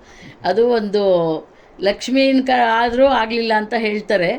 ಪ್ರಹ್ಲಾದನೇ ಬರಬೇಕಾಯ್ತು ಅಂದರೆ ಪ್ರಹ್ಲಾದನ ಶಕ್ತಿನೂ ಎಂತಹುದು ಅಂತ ಭಾಳ ಇದರಲ್ಲಿ ಕಾಣುತ್ತೆ ಅಂತ ನನಗೆ ಅನಿಸುತ್ತೆ.